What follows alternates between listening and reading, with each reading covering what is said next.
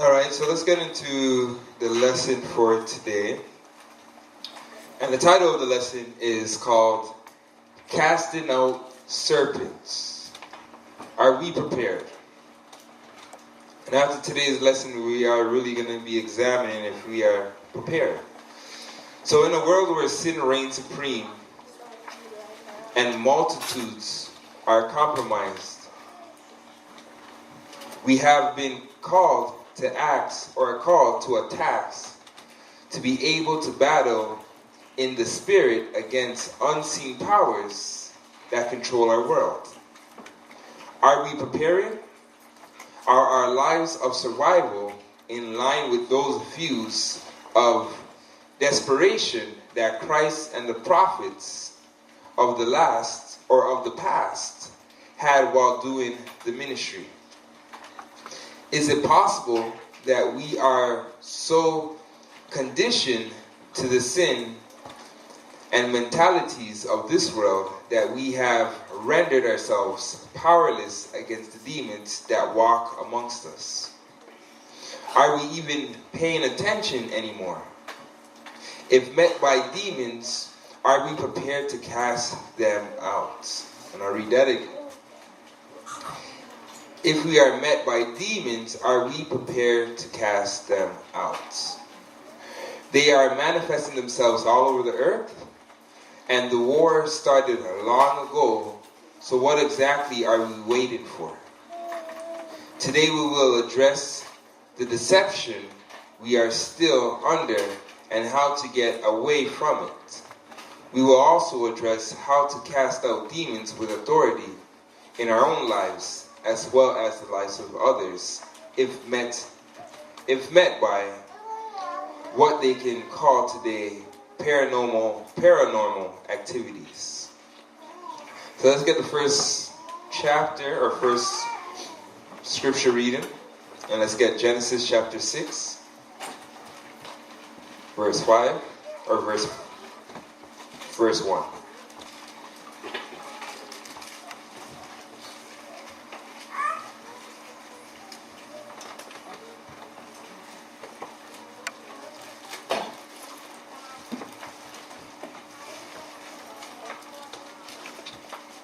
Genesis chapter 6, verse 1.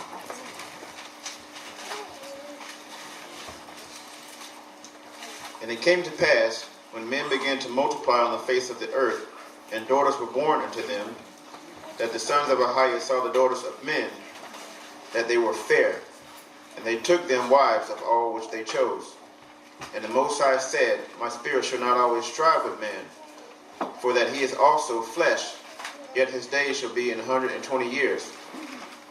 There were giants in the earth in those days, and also after that, when the sons of Ahiah came into the daughters of men, and they bare children to them, and the same became mighty men which were of old, men of renown.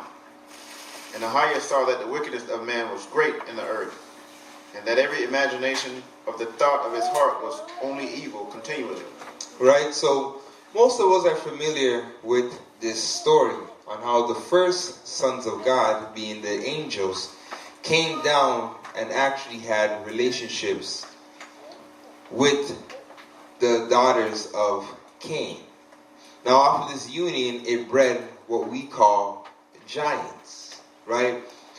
Other mythologies, or better yet, Greek mythology, Roman mythology. Oh no, what is that? Greek mythology and Roman mythology refer to it as the Titans, right?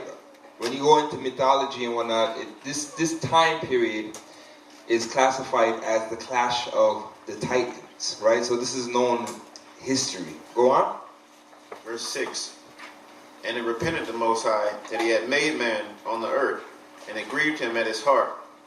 And the Most High said, I will destroy man whom I have created from the face of the earth, both man and beast, and the creeping things, and the fowls of the air, for it repenteth me that I have made them. Right, so off of this union, and what started to happen was a lot of evil started to increase in the earth. things like splicing of animals, the mixing of animals started to begin off of the technology that was taught by the fallen angels and also off their offspring, these giants, right? So you had things of splicing. I mean, all the things that they play off as mythology pretty much was going on during this time period, right? You know, Medusa's half man, half beast, all these things were happening during this time period, right? Now let's go to the book of Enoch chapter 5, or chapter 15, verse 8.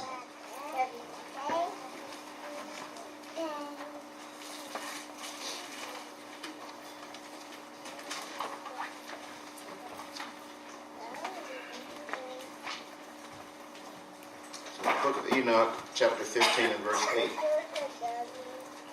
And now the giants who were produced from the evil spirits in flesh shall be called evil spirits upon the earth, and on the earth shall there be their dwelling. Right? So hold on. Something's missing here. Let's go a few verses up in that and see if it touches on that. Yeah, say that one. And he answered and said to me, and I heard his voice, Fear not, Enoch, thou righteous man and scribe of righteousness. Approach hither and hear my voice, and go say to the watchers of heaven, who have sent thee to intercede for them, you should intercede for men, and not men for you. So what we did, we just went up a few chapters just to give a better content of what was going on, right?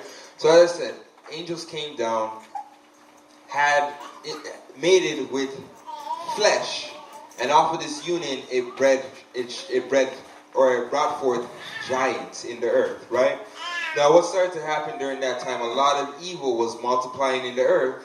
So as a result, the Most High sent a spirit amongst these giants that would cause them to start warring against each other and kill one another.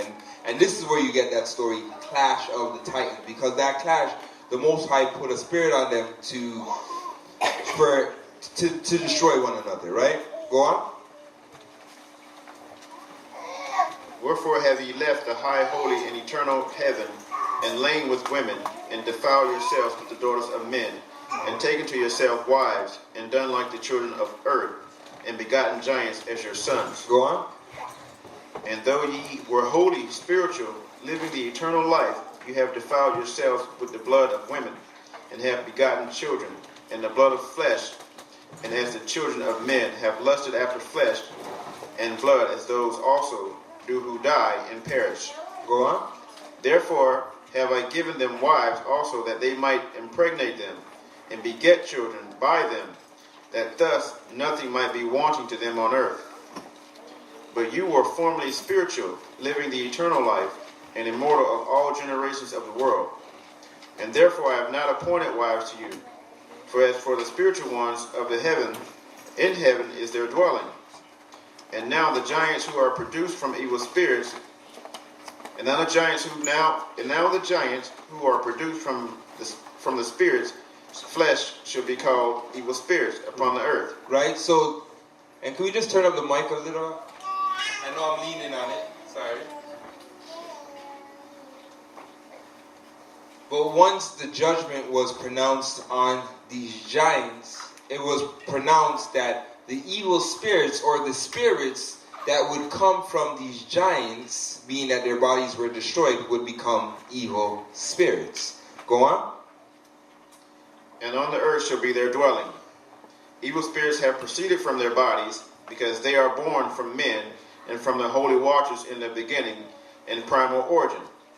They shall be evil spirits on earth, and evil spirits shall they be called. As for the spirits of heaven, in heaven shall be their dwelling. But as for the spirits of the earth, which were born upon the earth, on the earth shall be their dwelling. And the spirits of the giants afflict, oppress, destroy, attack, do battle, and work destruction on the earth. Right, so these evil spirits that came from these giants would do what? So they afflict, oppress, destroy, attack, do battle, and work destruction on the earth. Right, so their sole purpose was to bring forth to afflict, to oppress, to destroy, to attack, to do battle, works of destruction upon the earth. This is their main agenda. Go on. And cause trouble. They take no food, but nevertheless hunger and thirst, and cause offenses. And these spirits shall rise up against the children of men and against the women, because they have proceeded from them. Right, so these spirits would constantly, during this time, until the consummation of time, until the great day of judgment, would have the authority and power to afflict and cause conflict to all the children of men. Right? Now let's jump down to chapter 16, verse 1. In the book of Enoch, chapter 16, verse 1. From the days of the slaughter and destruction and death of the giants, from the souls of whose flesh the spirits, having gone forth, shall destroy without incurring judgment. Thus shall they destroy until the day of consummation, the great judgment in which the age shall be consummated over the watchers and the godless, yea, shall be wholly consummated. And now, as to the watchers who have sent thee to intercede for them, who had been aforetime in heaven, you can end it after this one. Say to them, ye have in heaven, but all the mysteries had not yet been revealed to you, and you knew worthless ones. And these in the hardness of your hearts you have made known to the women, and through these mysteries women and men work much evil on earth. Right, so it's because of our own sin, which caused us to be compromised with angels, our offsprings were made into a new creation of perversity, which now hunts us until this day and continues to help destroy us. Right? So, because of this rebelliousness that happened, first the rebelliousness of the angels, but also through the children of Cain, because it was the children of Cain who played a pivotal part, being used by Satan to lower, that's the word I'm using, lower those angels on coming down, right? So nonetheless, it all started with that whole sinful, lustful, rebellious spirit against the Most High, right? Being on the children of Cain's part, but also with the angels themselves, right? So it goes, and let me just read it again. So because of our own sin, which caused us to be compromised with angels, our offsprings were made into a new creation of perversity, which now hunts us until this day and continues to help destroy us. Our own selfish desire have destroyed this world, and the plagues of demon which operate behind the scene in our own lives are really ours to combat. They never get tired, just like our own addictions, because they are there helping to fuel our addictions and remain charged up through our active participation in sin. Now, how do they destroy it? Right? So, basically, just to even shed a little bit more light on this, we have to understand that these spirits who proceeded out of the giants that are here to conflict, destroy, and whatnot, we have to understand that they never get tired. Their whole soul and purpose is actually to feed off of us through the immorality. They actually feed off of that. And they use us as vessels to live off of. So anyone know of, what do you call those organisms that live off of? Parasites? Parasites. These are what these spirits are. They're parasites that feed off of whatever sin you're dealing with. So if you have a particular sin and whatnot, there's a spirit that's actually living off of you, feeding off of you, nurtured by what we continue to allow to let in. Right? So that's the first part we have to understand. Let's go on to the next point though. Let's get Book of Jubilees, chapter 10. So we're going to go Book of Jubilees, chapter 10, 1 to 6. The Book of Jubilees, chapter 10, 1 through 6. And in the third week of this Jubilee, the unclean demons began to lead astray of the children of the sons of Noah. Let me read that again. In the third week of this Jubilee, the unclean demons began to lead astray of the children of the sons of Noah, and to err and destroy them. And the sons of Noah came to Noah, their father, and they told him concerning the demons which were leading astray and blinding and slaying his sons. And he prayed before the Most High his power and said. Right? So hold on, let's stop there, right? So after the flood, right, because the Most High sent the flood to destroy all the wickedness that was going on during that time. And as I said, most of us are familiar with what was going on at that time, but I'm just really trying to shed light for those that are joining us today. What started to happen, or through all the splicing and the technology and all the forbidden things that came through the giants and the fallen angels, the Most High sent the flood and had all those things destroyed, and through Noah and his seed, he would start things anew, start things over again. But what happened after the flood was that these spirits now started to manifest themselves. So no longer you had the physical giants, but you had these spirits now starting to plague mankind. Go on. And he prayed before the Most High his power and said, Most High of the spirits of all flesh, who has shown mercy unto me, and has saved me and my sons from the waters of the flood, and has not caused me to perish as thou didst the sons of perdition. For thy grace has been great towards me, and great has been thy mercy to my soul. Let thy grace be lifted up upon my sons, and let not wicked spirits rule over them, lest they should destroy them from the earth. Go on. But do thou bless me and my sons, that we may increase and multiply and replenish the earth. And thou knowest how thy watchers, the fathers of these spirits, acted in my day. As for these spirits which are living, imprison them and hold them fast in their place of condemnation. And let them not bring destruction on the sons of thy servant, my power. For these are malignant and created in order to destroy. Go on. And let them not rule over the spirits of the living, for thou alone canst exercise dominion over them. And let them not have power over the sons of the righteous from henceforth and forevermore. Right? So from henceforth and nevermore, right? Now let's jump down to verse 9. And he said, Let the 10th part of them remain before him, and let mine parts descend into the place of condemnation. And one of us he commanded that we should teach Noah all their medicines, for he knew that they would not walk in uprightness, nor strive in righteousness. And we did according to all his words. All the malignant evil ones were we bound in the place of condemnation, and a 10th part of them we left, that they might be subject before Satan on the earth.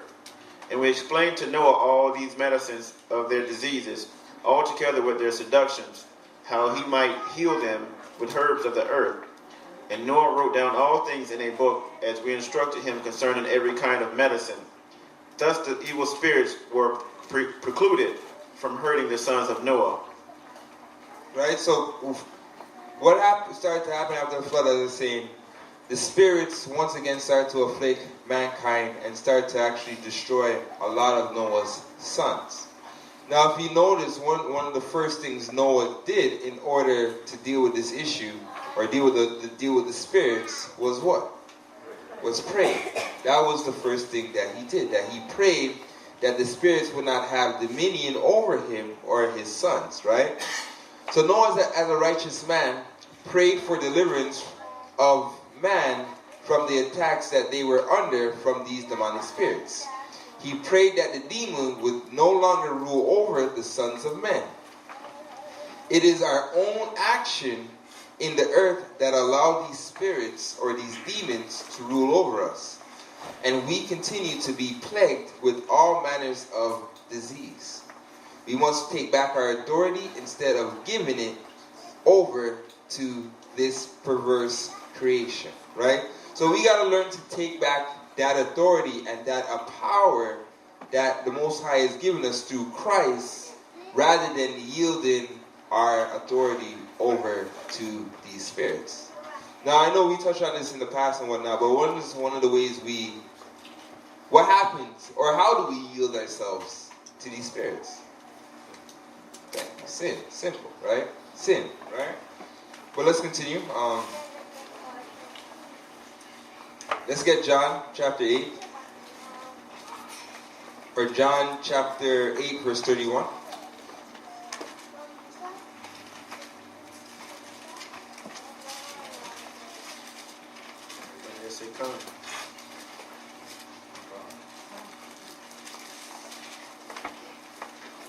Then said Yeshua to those Jews which believe on him, If ye continue in my word, then ye are my disciples indeed. And ye shall know the truth, and the truth shall make you free. They answered him, We be Abraham's seed, and we were never in bondage to any man. How sayest thou, ye shall be made free? Right? So even the children of Israel never really understood what Christ was saying by them being free. They never understood this bondage. How even though we might not be physically in chains, there is a spiritual bondage. And the children of Israel were alienated from that. Never understood this, right? So they asked him, they said, We be Abraham's seed, and we were never in bondage to any man. How sayest thou, thou shalt be made free? Well, let's see what Christ said. Go on. Yeshua answered and said, Verily, verily, I say unto you, whosoever committeth sin is the servant of sin. And the servant abideth not in the house forever, but the Son abideth ever. Right, so he says, Verily, verily, I say unto you, whoever committeth sin is the servant of sin. And this is the reality. This is the number one thing that we have to really understand.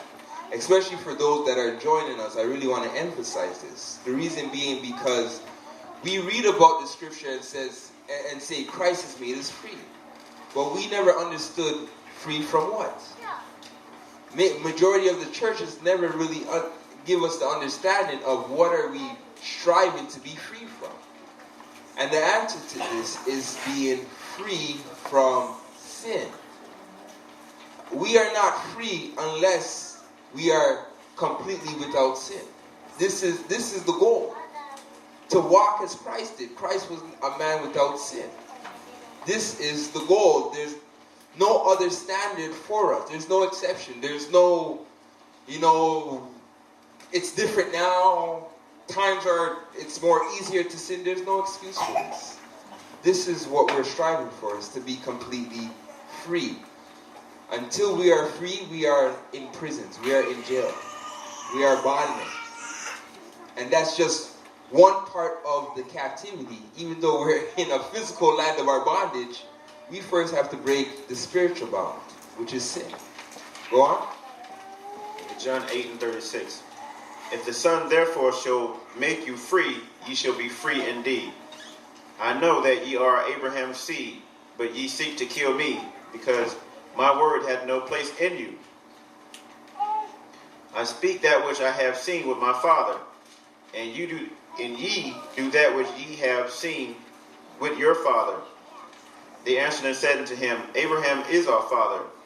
Yeshua said unto them, If ye were Abraham's children, ye would do the works of Abraham. But now ye seek to kill me, a man that hath told you the truth, which I have heard of Ahiah. This did not Abraham. You do the deeds of your father. Then they said to him, We be not born of fornication. We have one Father, even God. Yeshua said unto them, If Ahiah were your father, you would love me. But hold on, let's go back up. And let's go back up to verse 39. They answered and said unto him, Abraham is our father. Yeshua said unto them, if you were Abraham's children, you would do the works of Abraham. Now, if he said to them, if they were Abraham's children, they would be operating like their father. Now, how did Abraham operate? Remember the Most High, when the Most High called Abraham, he said to him, no, not that. Well, obviously, he had to answer. But one of the things that the Most High asked Abraham to do is walk before me perfect.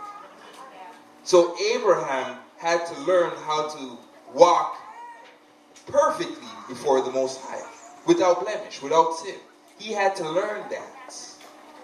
And this is what the children of Israel were missing, is the fact that we have to learn to walk that straight, that perfect path. Being perfect towards the Most High without sin. We have to learn that, right? Go on. Or better yet, pick up back where you left off. So verse 41. Ye do the deeds of your father. Then said they to him, we be born not of fornication. We have one Father, even God. Yeshua said unto them, if Ahiah were your father, you would love me. For I proceeded forth and came from Ahiah. Neither came I of myself, but he sent me. Why do you not understand my speech? Even because you cannot hear my word. Ye are of your father the devil, and the lust of your father ye will do. He was a murderer from the beginning, and abode not in the truth, because there is no truth in him. When he speaketh a lie, he speaketh of his own, for he is a liar and the father of it. Right, so we must understand that if we continue to sin, we are servants to the spirits that Satan and the other rebellious angels brought forth in the earth. Satan's your master. Let's call it what it is. He's still our bondsman. He's still, and I don't want to say this, but just to bring it to where Christ says, we will do the works of our Father, not the Most High. Two types of works. We're either going to do the works of the Most High, which is walk perfectly, be without sin, or the works of Satan. In this, because they never understood being free from sin, they never understood that they were doing the works of their father, being Lucifer, not of the Most High, right? They are compromised with sin and many hurtful lusts. Are we also compromised? And that's the question. Are we also compromised? Are we in secret like the children of the devil? Let's look at a problem, one of many, which may be an indicator of whether we struggle in secret and need some self-examination. Now let's get an article. Sleep paralysis. Sleep paralysis. Now this is going to hit home for some of us. I'm telling you that. Go on. Sleep paralysis is when, during awakening or falling asleep, one is aware but unable to move. During an episode, one may hear, feel, or see things that are not there.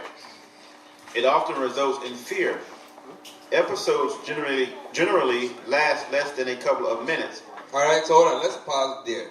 Let's just speak in more common terminology. Has any of us ever felt like you are being held down in your sleep? This is what this is talking about, right? Go on. It may occur as a single episode or be recurrent. The condition may occur in those who are otherwise healthy, those with narcolepsy, or may run in families as a result of specific genetic changes. The condition can be triggered by sleep deprivation, psychological stress, or abnormal sleep cycles. The underlying mechanism is believed to involve a dysfunction in REM sleep. Diagnosis is based on a person's description. Other conditions that can present similarly include narcolepsy, atonic seizure, and hypokalemic periodic paralysis. Treatment options for sleep paralysis have been poorly studied. People should generally be reassured that the conditions is common and not serious. Other efforts that may be tried include sleep hygiene, cognitive behavioral therapy, and antidepressants. Between 8% and 50% of people experience sleep paralysis at some time. About 5% of the people have regular episodes. Males and females are affected equally. Sleep paralysis has been described throughout history.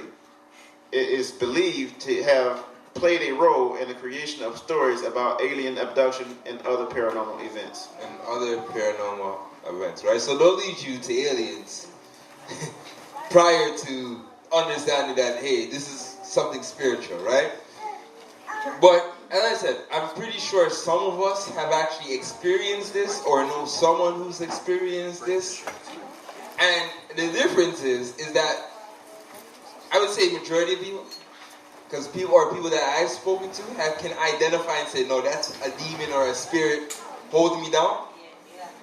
But then you have some that don't know and don't understand. And one scenario that I could actually think of is that I had a friend who experienced this and couldn't explain it.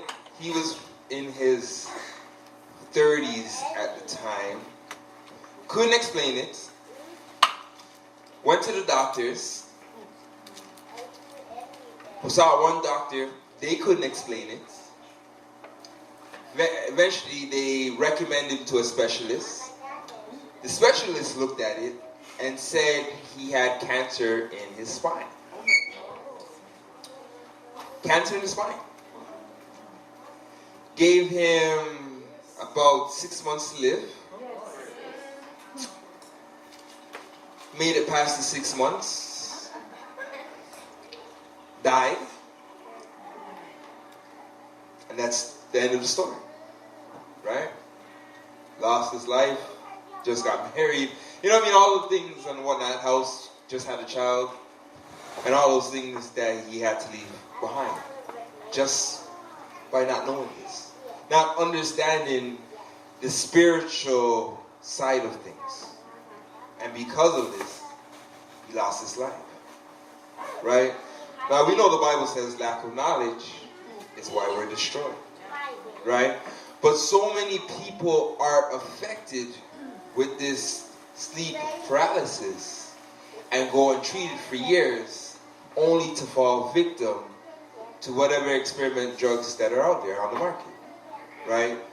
And this is the importance of us educating one another as well as our people and everybody on what's going on the spiritual part, right? But let me get back into the lesson here.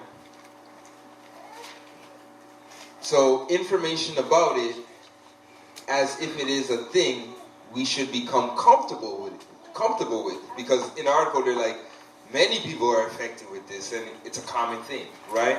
So they make this thing like seem, or demonic attacks seem like they're part of the everyday norm, right?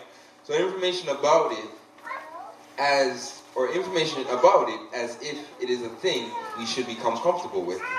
Notice, it even mentioned the other theories that it may be. It never mentions, should I say, the other theories that it may be demonic. Aliens are more readily discussed than our own demons, which we must get rid of. What should we really do if these things are happening? And let's get some of the points. Brother Shavar? Assess the situation.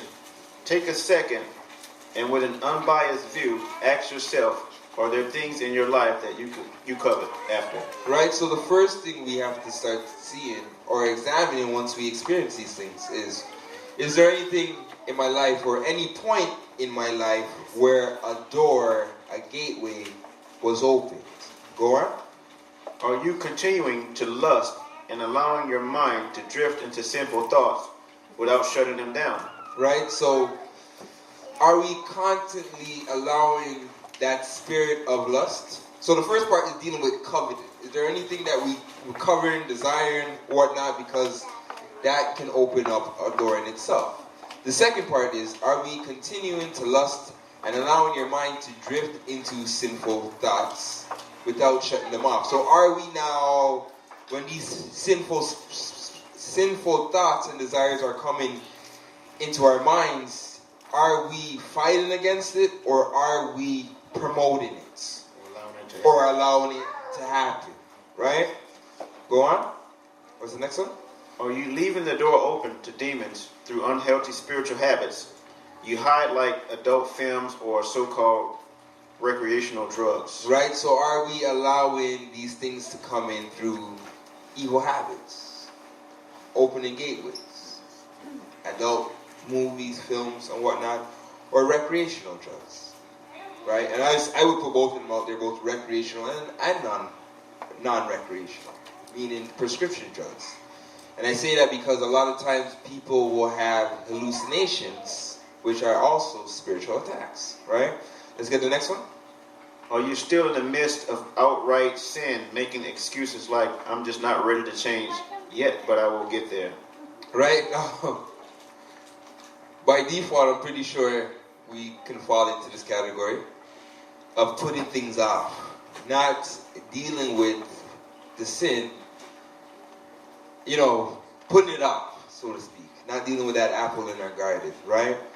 This is another way that door is continually open, because we never want to actually really close that door, right? And as a result, we allow easy access for these spirits to come in, right?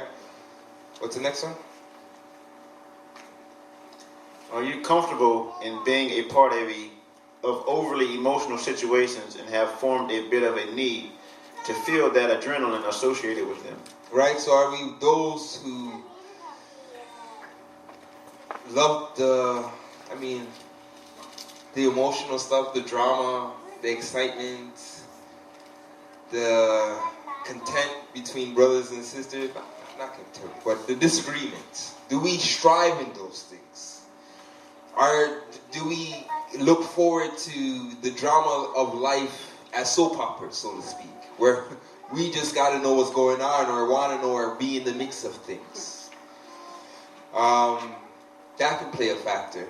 But the thing that I would highlight is, are we emotional? Do our emotions control a lot of our choices that we make in life? Because emotions are one of the greatest doorways or gateways for spirits to come in. Example I could give, and I always go to it, is Peter. Peter, being around Christ, casting out spirits himself, got emotional based on what Christ said, that he had to die for the children of Israel, for the nation. And said, far be it from him. And even Christ had to look at him and say, Satan, get behind me. Speaking to the spirit that through his emotion got into Peter. Right? So all these different avenues, as I said, we have to really examine and make sure that these doorways are closed. Right? Emotions, one of the things I had to tackle was that I had a time, there was a time in my life where I could not control my emotions. So I would either not deal with them and leave them dormant, only for them to, come out and for me to burst, or they would just show. And I would wear them on my sleeve, so to speak, meaning that you could tell whatever mood I was in and what I was going through based on how I was operating. And I'm saying that we got to do a better job with this and learn how to control our emotions, right? Let's see what else. So yes, or if you answer yes to any of these problems, then you now understand then you now understand 9 chances out of 10 why you've been attacked in your sleep. These demons are allowed to attack us at times to really strengthen us, or straighten us out. But the moment we begin to stop our own wickedness, they are no longer powerful in our lives. there is no magic pill that stops this experience. What causes the stopping of these things is the overcoming of our carnal minds through choosing righteousness, which is founded through keeping the commandments under Christ. If the Bible says to do it, then you must follow through to receive the deliverance, right? So basically, the only thing that's going to deliver us from the things that we're being attacked from, meaning the lustful spirits, the coveting, the desires, and all these things, is really and truly the only one who's going to win these battles is ourselves, right? The Bible tells us that through all these temptations, there's always a door out. There's always a way to get out of these temptations, to overcome them. But the question we got to start asking ourselves is, are we looking for the door? When there's fire, do you know where the exits are? And if not, then we are in problem. Then we're going to have a problem every time we're overcome with these situations of lust, desires, and all these things that these spirits bring upon us. So the first thing that we have to do is start building exit routes, or being able to identify those exit routes. Now, a few weeks back, we were looking at certain things like occupying the mind, reading a book, going for a jog, a run, doing something just to occupy your mind from whatever lust or desire you are dealing with at the time, right? So those were some things, but you really have to really examine yourselves and see when these desires are coming in, and build a plan, right? But let me continue. Let's get the next slide. Wisdom of Solomon, chapter 8, 18.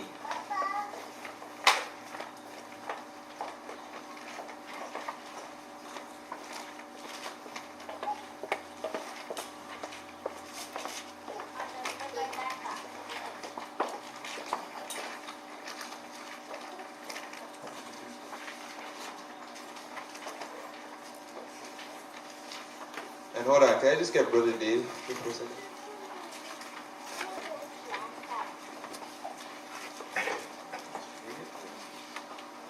In the book of Wisdom of Solomon, chapter 8 and verse 18. No, chapter 18, sorry, bro.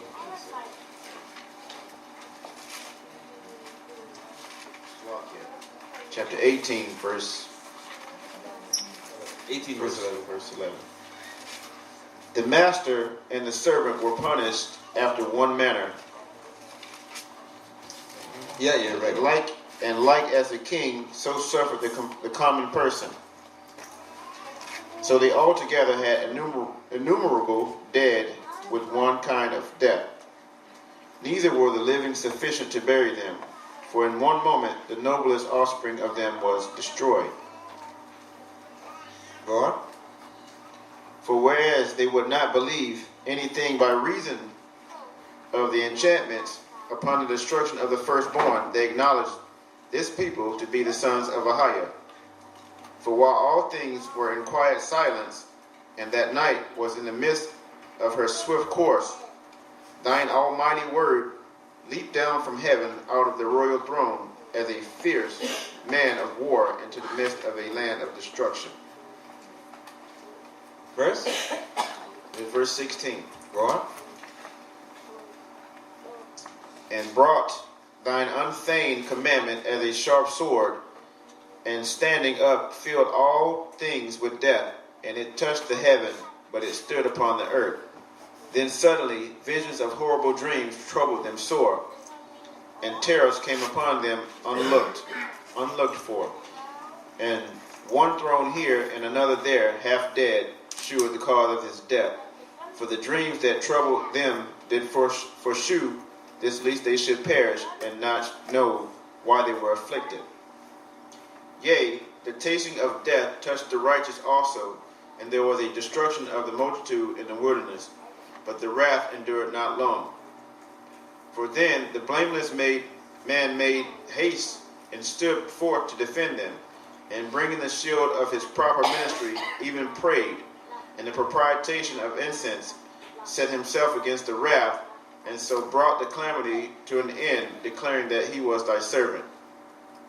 So he overcame the destroyer, not with strength of body, nor force of arms, but with a word subdued he him that punished, alleging the oaths and the covenants made with the Father.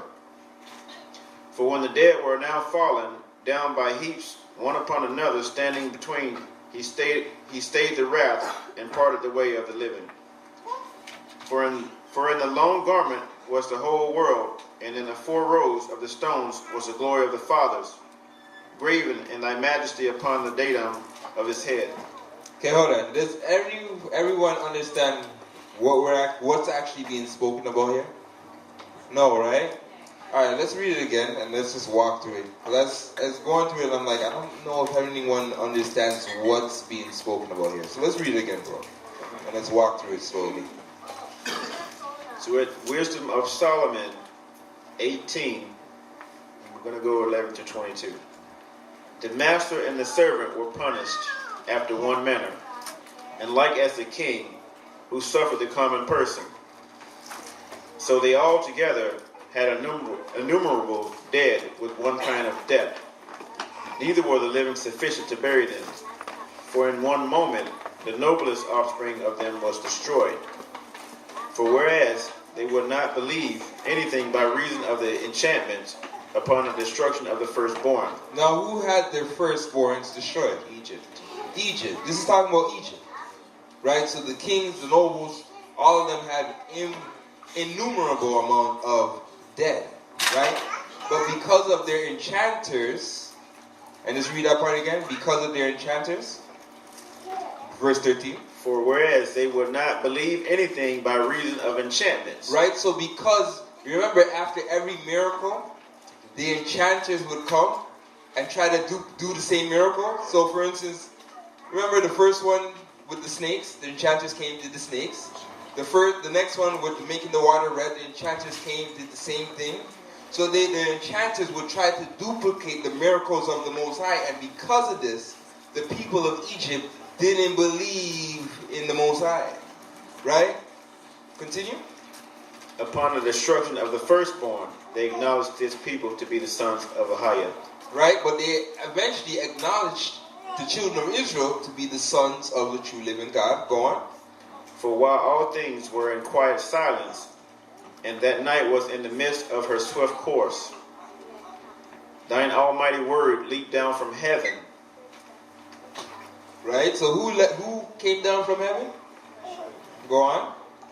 Out of the royal throne, as a fierce man of war, into the midst of a land of destruction. And you know when you read Exodus where it says, for the Most High is a man of destruction, a man of war? This is what it's talking about. Talking about that same time period, right? Go on. And brought thine unfeigned commandment as a sharp sword, and standing up filled all things with death. And it touched the heaven, but it stood upon the earth. Go on. Then suddenly visions of horrible dreams troubled them sore, and terrors came upon them unlooked for. Right? So they would have visions, nightmares, and all these things that were plaguing the people of Egypt. Go on. And one thrown here and another there, half dead, shewed the cause of his death.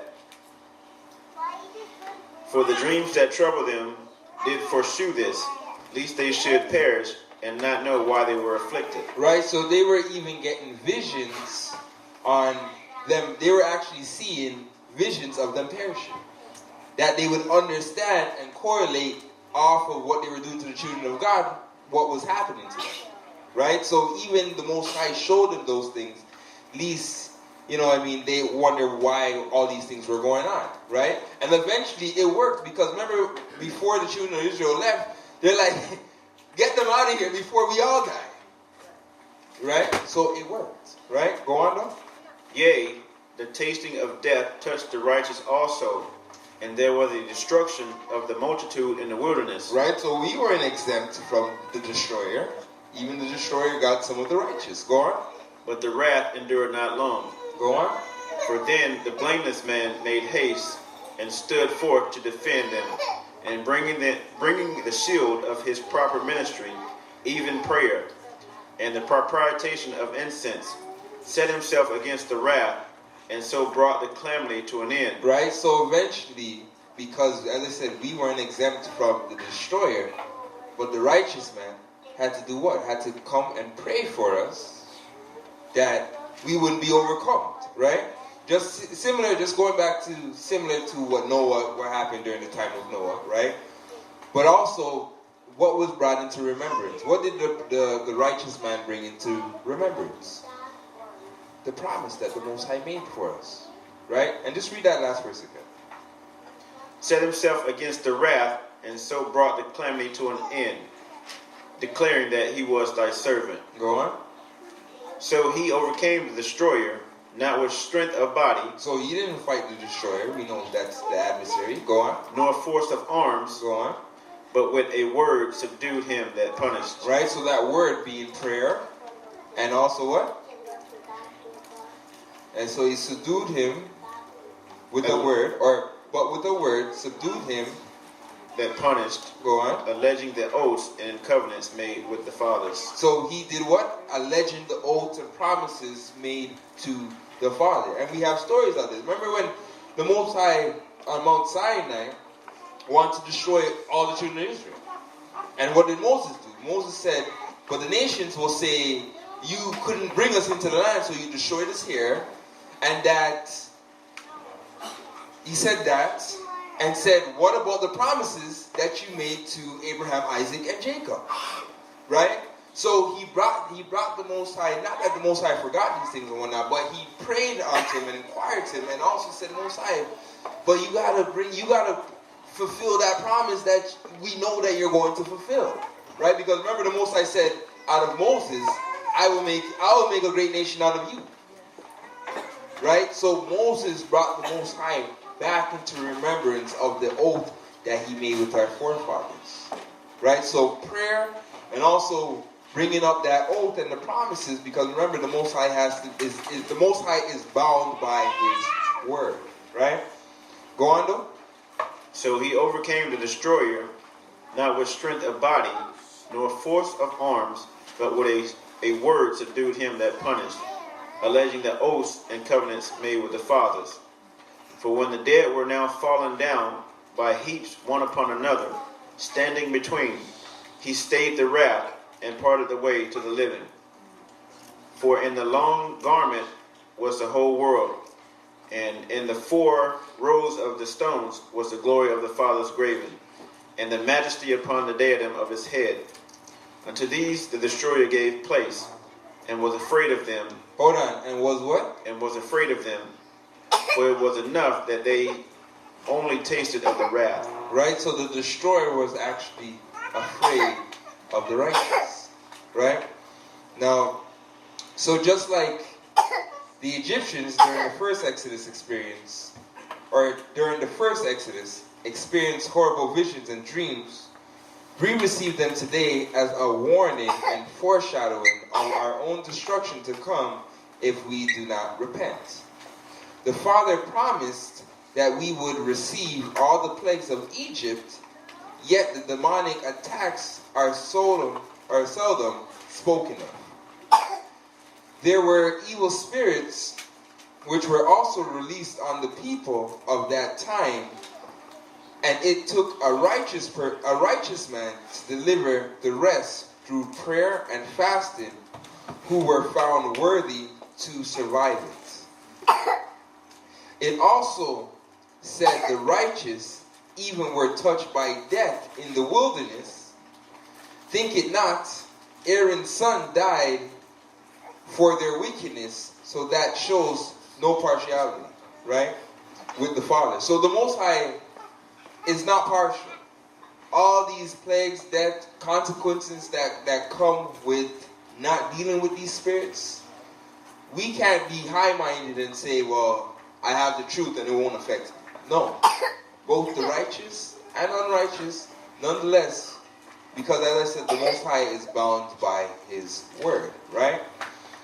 So it tells you furthermore that the destroyer was afraid of the righteous. We must change. Right? And that just goes back to us taking back that authority that was given to us through Christ. The minute that we fall short and allow these sins and whatnot to overcome us is the minute we relinquish or we give over that authority. How did Adam lose his authority? Because of sin. So we have to understand every time we fall victim to this, we're over and over again relinquishing our authority. We're over and over again putting ourselves back into the prison that Christ has come to make us free from. Now let's get Deuteronomy chapter 28. So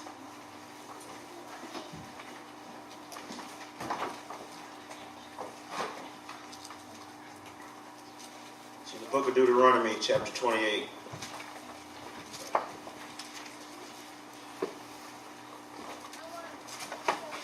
Verse 27. The Most High will smite thee with the botch of Egypt, and with the emerods, and with the scab, and with the itch, whereof thou canst not be healed. The Most High shall smite thee with madness, and blindness, and astonishment of heart. And thou shalt grope at noonday, as the blind gropeth in darkness, and thou shalt not prosper in thy ways. And thou shalt be only oppressed and spoiled evermore, and no man shall save thee. Right, so as we read in Jubilee, it was the demons that were destroying man with plagues, as long as the Most High would allow it. The Egyptians also, at the end of all, that went through literal darkness, yet today we are smitten just like they were and walk around as a byproduct of our curse in spiritual darkness. So the reasonable demonic influence has been addressed, that we can see like a disease, and so-called sleep apnea.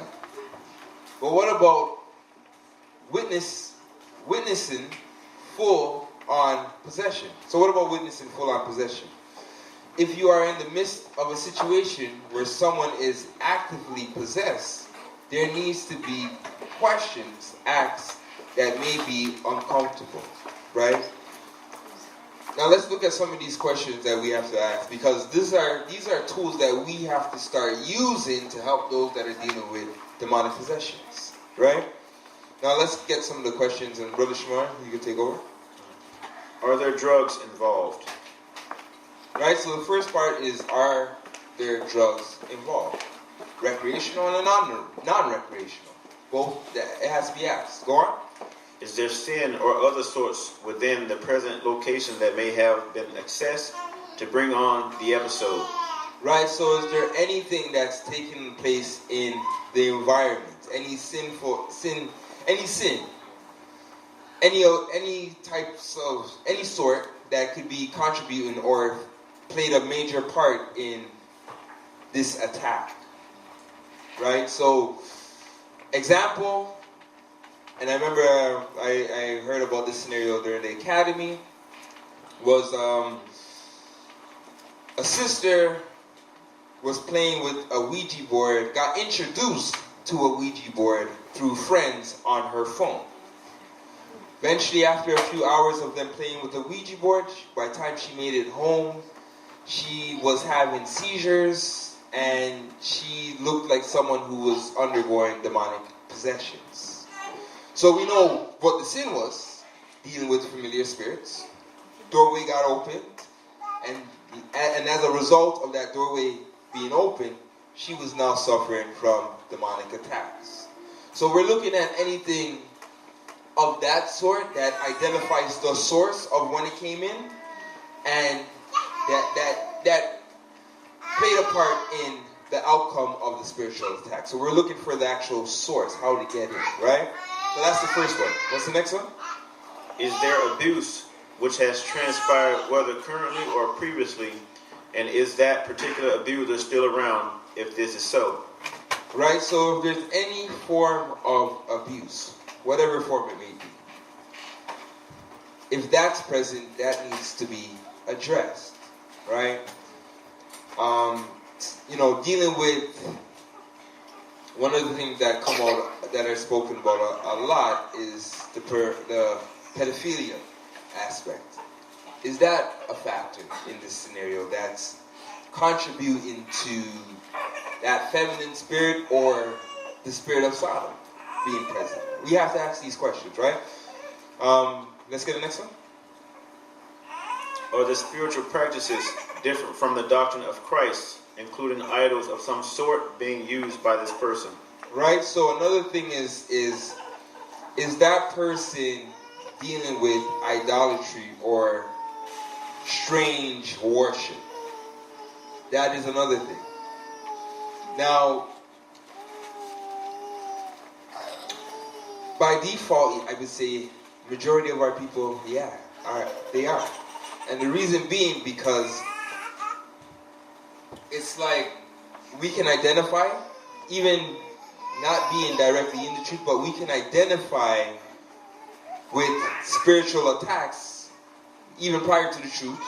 But the problem is that we will call on demonic names to help combat the spirit.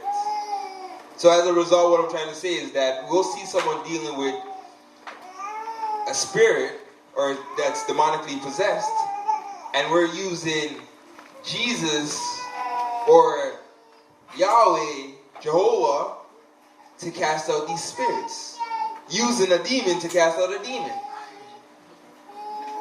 Now, unless we are the Pope, who deal with exorcism, so that's what it is, exorcism, we're using higher demons to cast out lower demons, this will not work for us. Right? So the first thing we have to do is help that person to understand how demons work, the origin of them, how they operate, and the tools that they can use to now combat these spirits. Without doing this, it's pointless, because that door is always open. That area for them to allow that spirit that's affecting them or their significant, their household will always be present. They're actually playing a part in that spiritual attack, whether they know it or not. So that's something we have to help them to understand. Going back into lack of knowledge is why my people are destroyed, right? So these are just examples of things to examine in order to be able to fight back against the spirits, which are present during a real possession. If you understand the soldiers on the battlefield that you're warring against, you then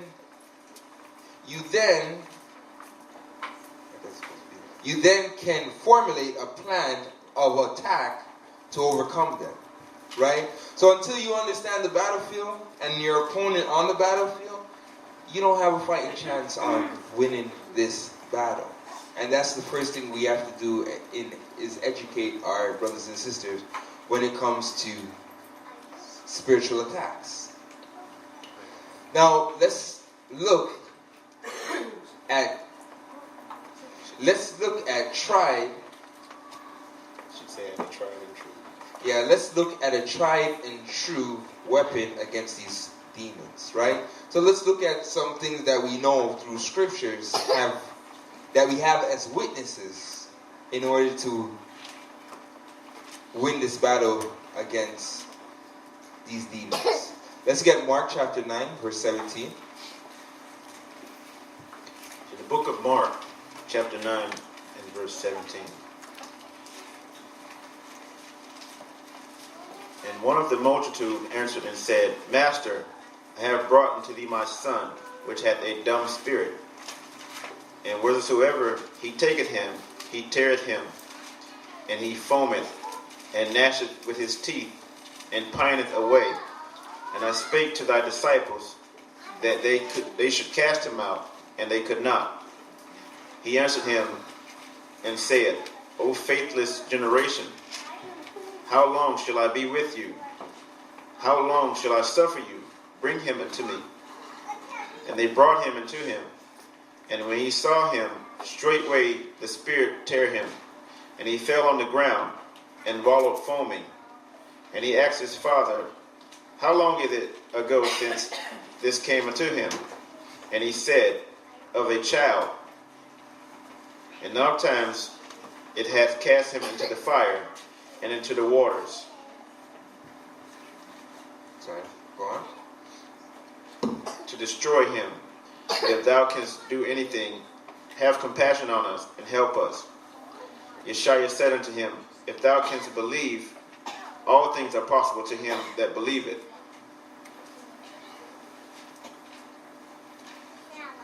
And straightway the father of the child cried out, and said with tears, Lord, I believe. Help thou mine unbelief. When Yeshua saw that the people came running together, he rebuked the foul spirit, saying unto him, Thou dumb and deaf spirit, I charge thee, come out of him, and enter no more into him. And the spirit cried, and rent him sore, and came out of him, and he was as one dead, and so much that many said, He is dead. But Yeshua took him by the hand, and lifted him up, and he arose. And when he was come into the house, his disciples asked him privately, Why could not we cast him out? And he said unto them, This kind can come forth by nothing but by prayer and fasting. Right? So we know the importance of prayer and fasting, right? Now, let's see.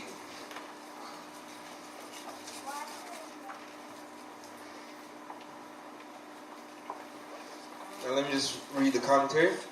Now, if you connect both accounts in Mark and Matthew, Yeshua called the generation of that time perverse and faithless.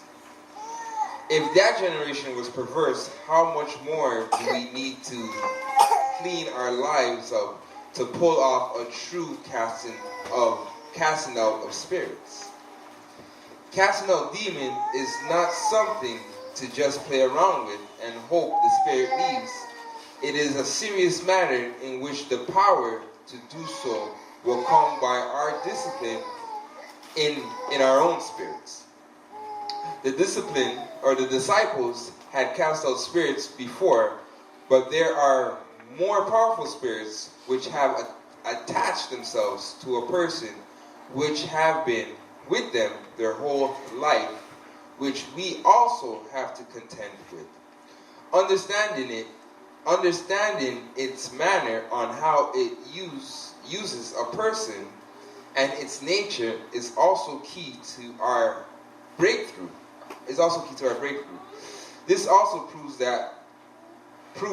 that full disclosure must occur for a spirit to truly be cast forth. So let's look at this some more. Now, just touch on the part in terms of perverse generation that we are in now, and how it is actually more perverse than the time when Christ and the apostles then were walking this earth, right? Now, the thing is that's different compared to then than it is now is that back then we had that spiritual understanding that spirits, sickness, all these things were connected, right? We had this understanding. I mean, think about it. If you read, this is Christ's time during the Roman Empire.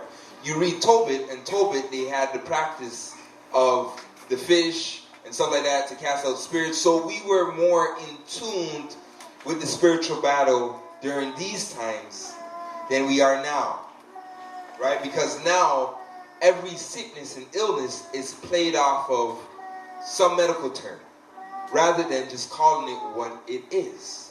So the first thing that we have to understand is that dealing with this generation is that they don't have the common knowledge or the knowledge that we have in terms of the spiritual side of this. So we have to first, and going back to the last point that I make, we have to first give them that understanding that all sicknesses, and bring them to the Bible and show them, hey, sickness, and say, what was Christ doing? And let them understand that battle. That's the first part, right? Then it goes,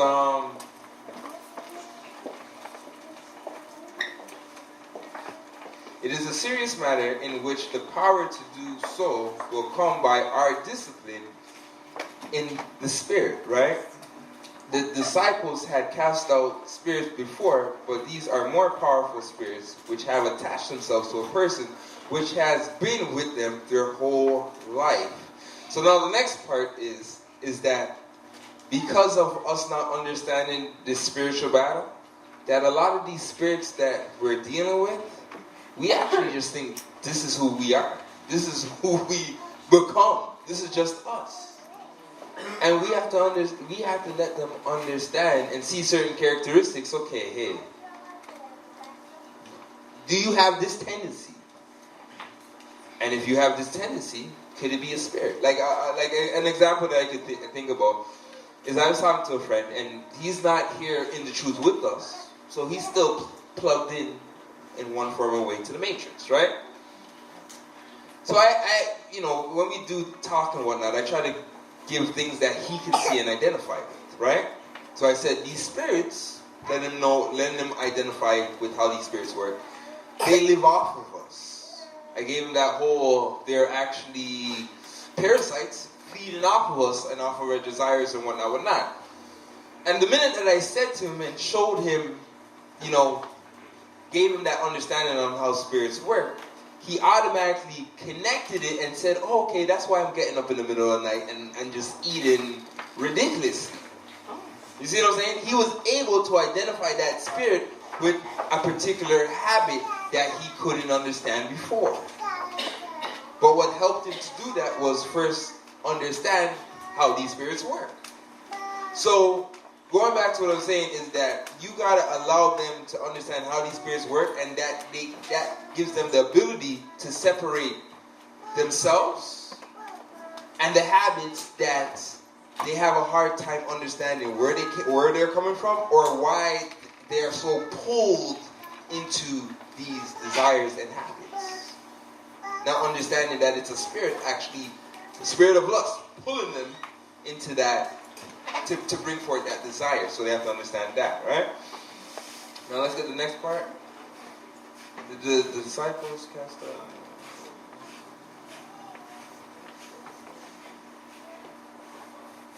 Okay, so that's the 2 points, right? Because this also proves that full disclosure must occur for a spirit to be truly cast forth, right? Now let's get 2 Esdras chapter 2, verse 38. Book of 2 Esdras, chapter 2 and verse 38. Arise up and stand. Behold the number of those that be sealed in the feast of the Most High, which are departed from the shadow of the world. So hold on. Everyone with us? Khan, 2 Esdras, chapter 2, verse 38. Alright. Go on. Arise up and stand.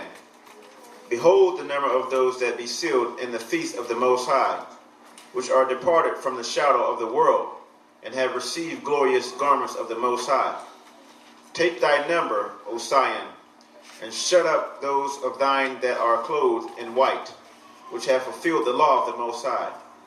The number of thy children... Hold on, that are clothed in white and that are what? Fulfilled the law of the Most High. Right, so these are they who have learned to walk perfect with the Most High, and that are without blemish, having their white garments, right? Going into those white garments being a representation of their holiness, right? Go on. The number of thy children whom thou longest for is fulfilled. Beseech the power of the Most High, that thy people, which have been called from the beginning, may be hallowed. That they would be hallowed, right? That they would be holy. Go on. I, Esdras, saw upon the Mount Zion a great people, whom I could not number, and And they all praised the Most High with songs. Right? So Ezra saw the vision of them that actually accomplished this. White garments, fully embedded in the law. Go on. And in the midst of them there was a young man of a high stature, taller than all the rest, and upon every one of their heads he set crowns, and was more exalted, which I marvel at greatly. Right? Go on, talking about Christ. Go on. So I asked the angel and said, Sir, what are these? He answered and said unto me, These be they that have put off the mortal clothing, and put on the immortal, and have confessed that the name of Ahiah. Now are they crowned and receive alms. Go on. Then said I unto the angel, What young person is it that crowneth them, and giveth them alms in their hands? Psalms in their hands. Slakia. So he answered and said unto me, It is the son of Ahiah, whom they have confessed in the world. Then began I greatly to commend them that stood so stiffly for the name of the Most High. Right? So, stand in the evil day and overcome, or better yet, let me make the point that I want to make before I read the commentary. Now, these were they who, as I said, who perfected it, who learned to walk in the law and were without sin, who were actually really free from the prison hold. Alright? Now, what I want to say is that it's already been prophesied. Meaning that whether or not we do it or we don't do it, this is going to happen. This is also, the same vision here is also what we read about in Revelation chapter 7. That multitude that no one can number. This is that same vision, right? So what I'm just trying to say here is that whether we learn to walk in that perfection and learn to really conquer or obtain to being free, or learn to really free ourselves from sin, whether or not we learn that or not, this is going to happen. So the choice that we have to make is whether or not we want to be part of this multitude or we want to be part of those receiving the judgments. Because regardless, I mean, no matter how we look at it, and going back to a lesson that was taught a while back, it says, pride doesn't stop prophecy. So no matter where we stand in this, whether or not we have work to do, or whether or not we're getting better at this, and we were at the point where we have almost accomplished this, we're still left. It still becomes our choice where we want to be. Part of that multitude or in that lake of fire. So this is something that we cannot neglect, cannot put off anymore from week to week, that I'm going to deal with it, I'm going to deal with it. We have to start, especially as we get into fourth quarter or the last, with what Trump's doing, time running out, eventually we have to fully accomplish this, because with Jacob's trouble on the rise, and we're starting to see more and more hurricanes, things coming down, we need all the protection that we can need. And part of us is having that protection is first dealing with the spirits that are plaguing us, and then also helping those that are also that need our help. Right? So let us do our part and first work on the spirit, or on casting out the spirits within us. And then through that, now, once we have conquered and dealt with our own spirits, casting them out from us, let us help brothers and sisters in casting out their spirits, right? Because there is going to become a time, and we are fastly approaching this time, where what the apostles were doing in terms of casting out spirits, we're going to have to learn to do. So the first thing we have to do is take back our authority. And once we have taken back our authority, learn to operate and use the authority that Christ has given us. Prayer and fasting being the number one tools. But if we're praying and fasting and yet our vessels are still unclean, it is pointless. Right? So let's work on dealing with our spirits, right? So stand in this evil day and overcome your weaknesses. Through purity, we will cast out serpents and obtain the day of promise, in which we will be rewarded. Believe and conquer all. Lack faith and be conquered. And be conquered by. Or better yet, be conquered by all. Now, there's one more scripture that I want. And does anyone remember it? I was trying to multitask and look for it. I think it's in Esdras where it talks about all the spirits attack the children of Israel. Anyone? Are you guys familiar with that scripture? Alright, for time's sake, I'll try to find it next week. But there's a scripture that says, out of all the spirits, that majority of the spirits take a set, and I'm just summarizing, take set to destroy the children of Israel. So we have to understand that this war, whether we're fighting it or not, or part of it, I'll just say fighting it or not, is already happening. And the main targets of this war, I'm talking about spiritual attacks and the spirits and all of that, is us. So we got to now boot up, suit up, and get ready for the battle. Because it's coming. It's already here. And we got to now take back authority and start destroying spirits. Spirits need to be running from us rather than us running from spirits. So let's learn to take back that authority and first deal with our spirits. So with that being said, Shalom family. And if there's any questions, now is that time to ask. Sure, Brother Kale. Yeah, so casting out spirits is one, right? But preventing them is another scenario. I know we open up gates through various methods. Yeah. To invite these things in. So, just looking with my daughter this morning, she said she's a witch. Okay. And she wants to go to Halloween. She was watching a YouTube video with something. So I'm trying to educate her, right? And I know that Halloween is coming up. I think it's this month, if I'm not mistaken. End of the month. End of the month, yeah. So I wanted to find out, is there something that the body is doing where we can keep our kids active and occupied, not, to distract them from that? Or is this something that everybody has to back on their own? To be honest, Kale, that puts us in that gray area. And I tell you why, Kale. Because, I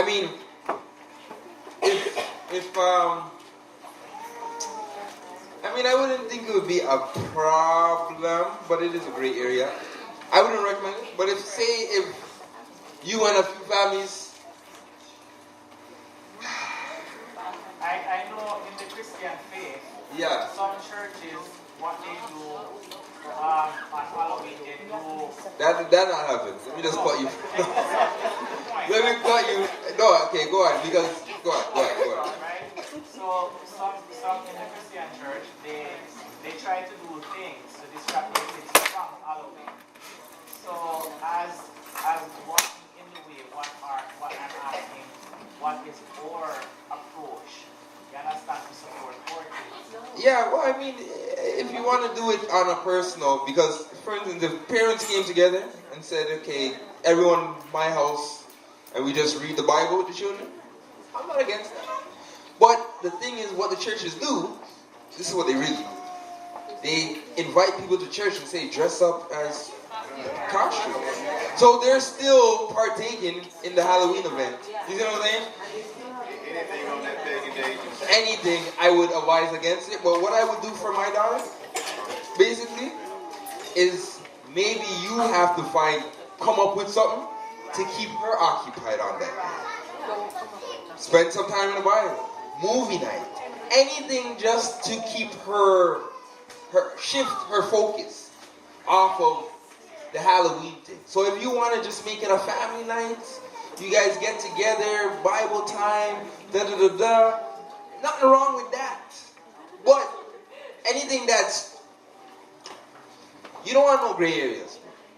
be hot, be cold, but don't be lukewarm. You know what I'm saying? So don't say, okay, I'm going to dress her up and get her a costume and keep her in the house and whatnot. We have to take back the authority as the parents.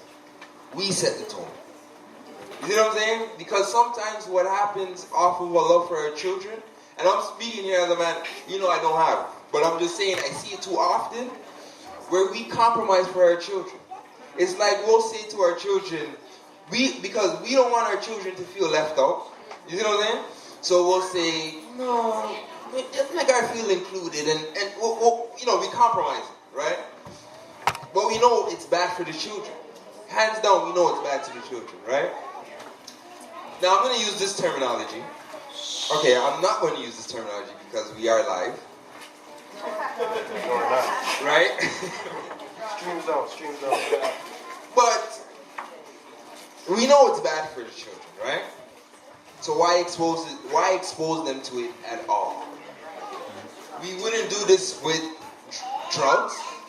We wouldn't do this with anything at all. And I'm saying this because our love, if we love our children, I'm glad we read what we read today, because it says if you love your child, use the rod every now and then. And I'm not saying that to say beat it out of them. No, that's not what I'm saying. But I'm saying that as parents, we have to set the tone for the children. The children cannot set the tone for us.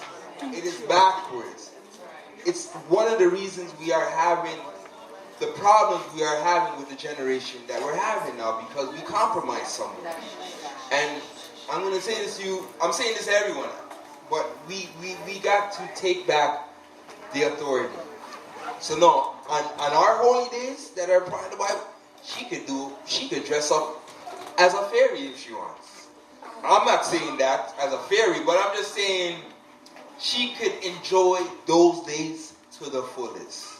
But with their days, give them their days, and let's separate our children from those things entirely, bro. You see what I'm saying? So, she might have a desire not knowing better and have that desire. Well, let's distract that desire. Let's find a way to distract them and find something else. The church as a whole, I know we probably won't be doing anything. If we are doing something, we're going out there to deal with the demons and bring some truth in the world. We're going against it. You see what I'm saying? But I won't do anything to kind of fill in that void. You know what I mean, bro? But I would say as a family, you get together as a family and say, we're going to make some time to just have family nights. And educate her in why we're having family night and not Halloween night. You know what I mean? I think that plays a big part. My dad told me when I was a little child, Halloween is Satan's birthday.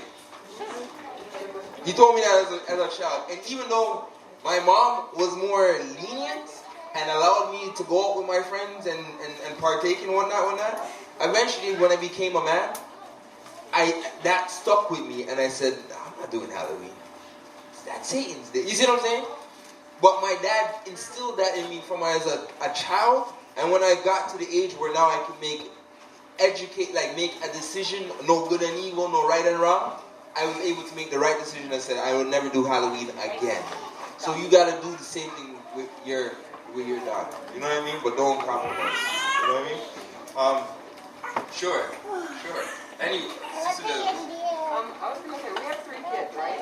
And three children. And on that day, we did nothing.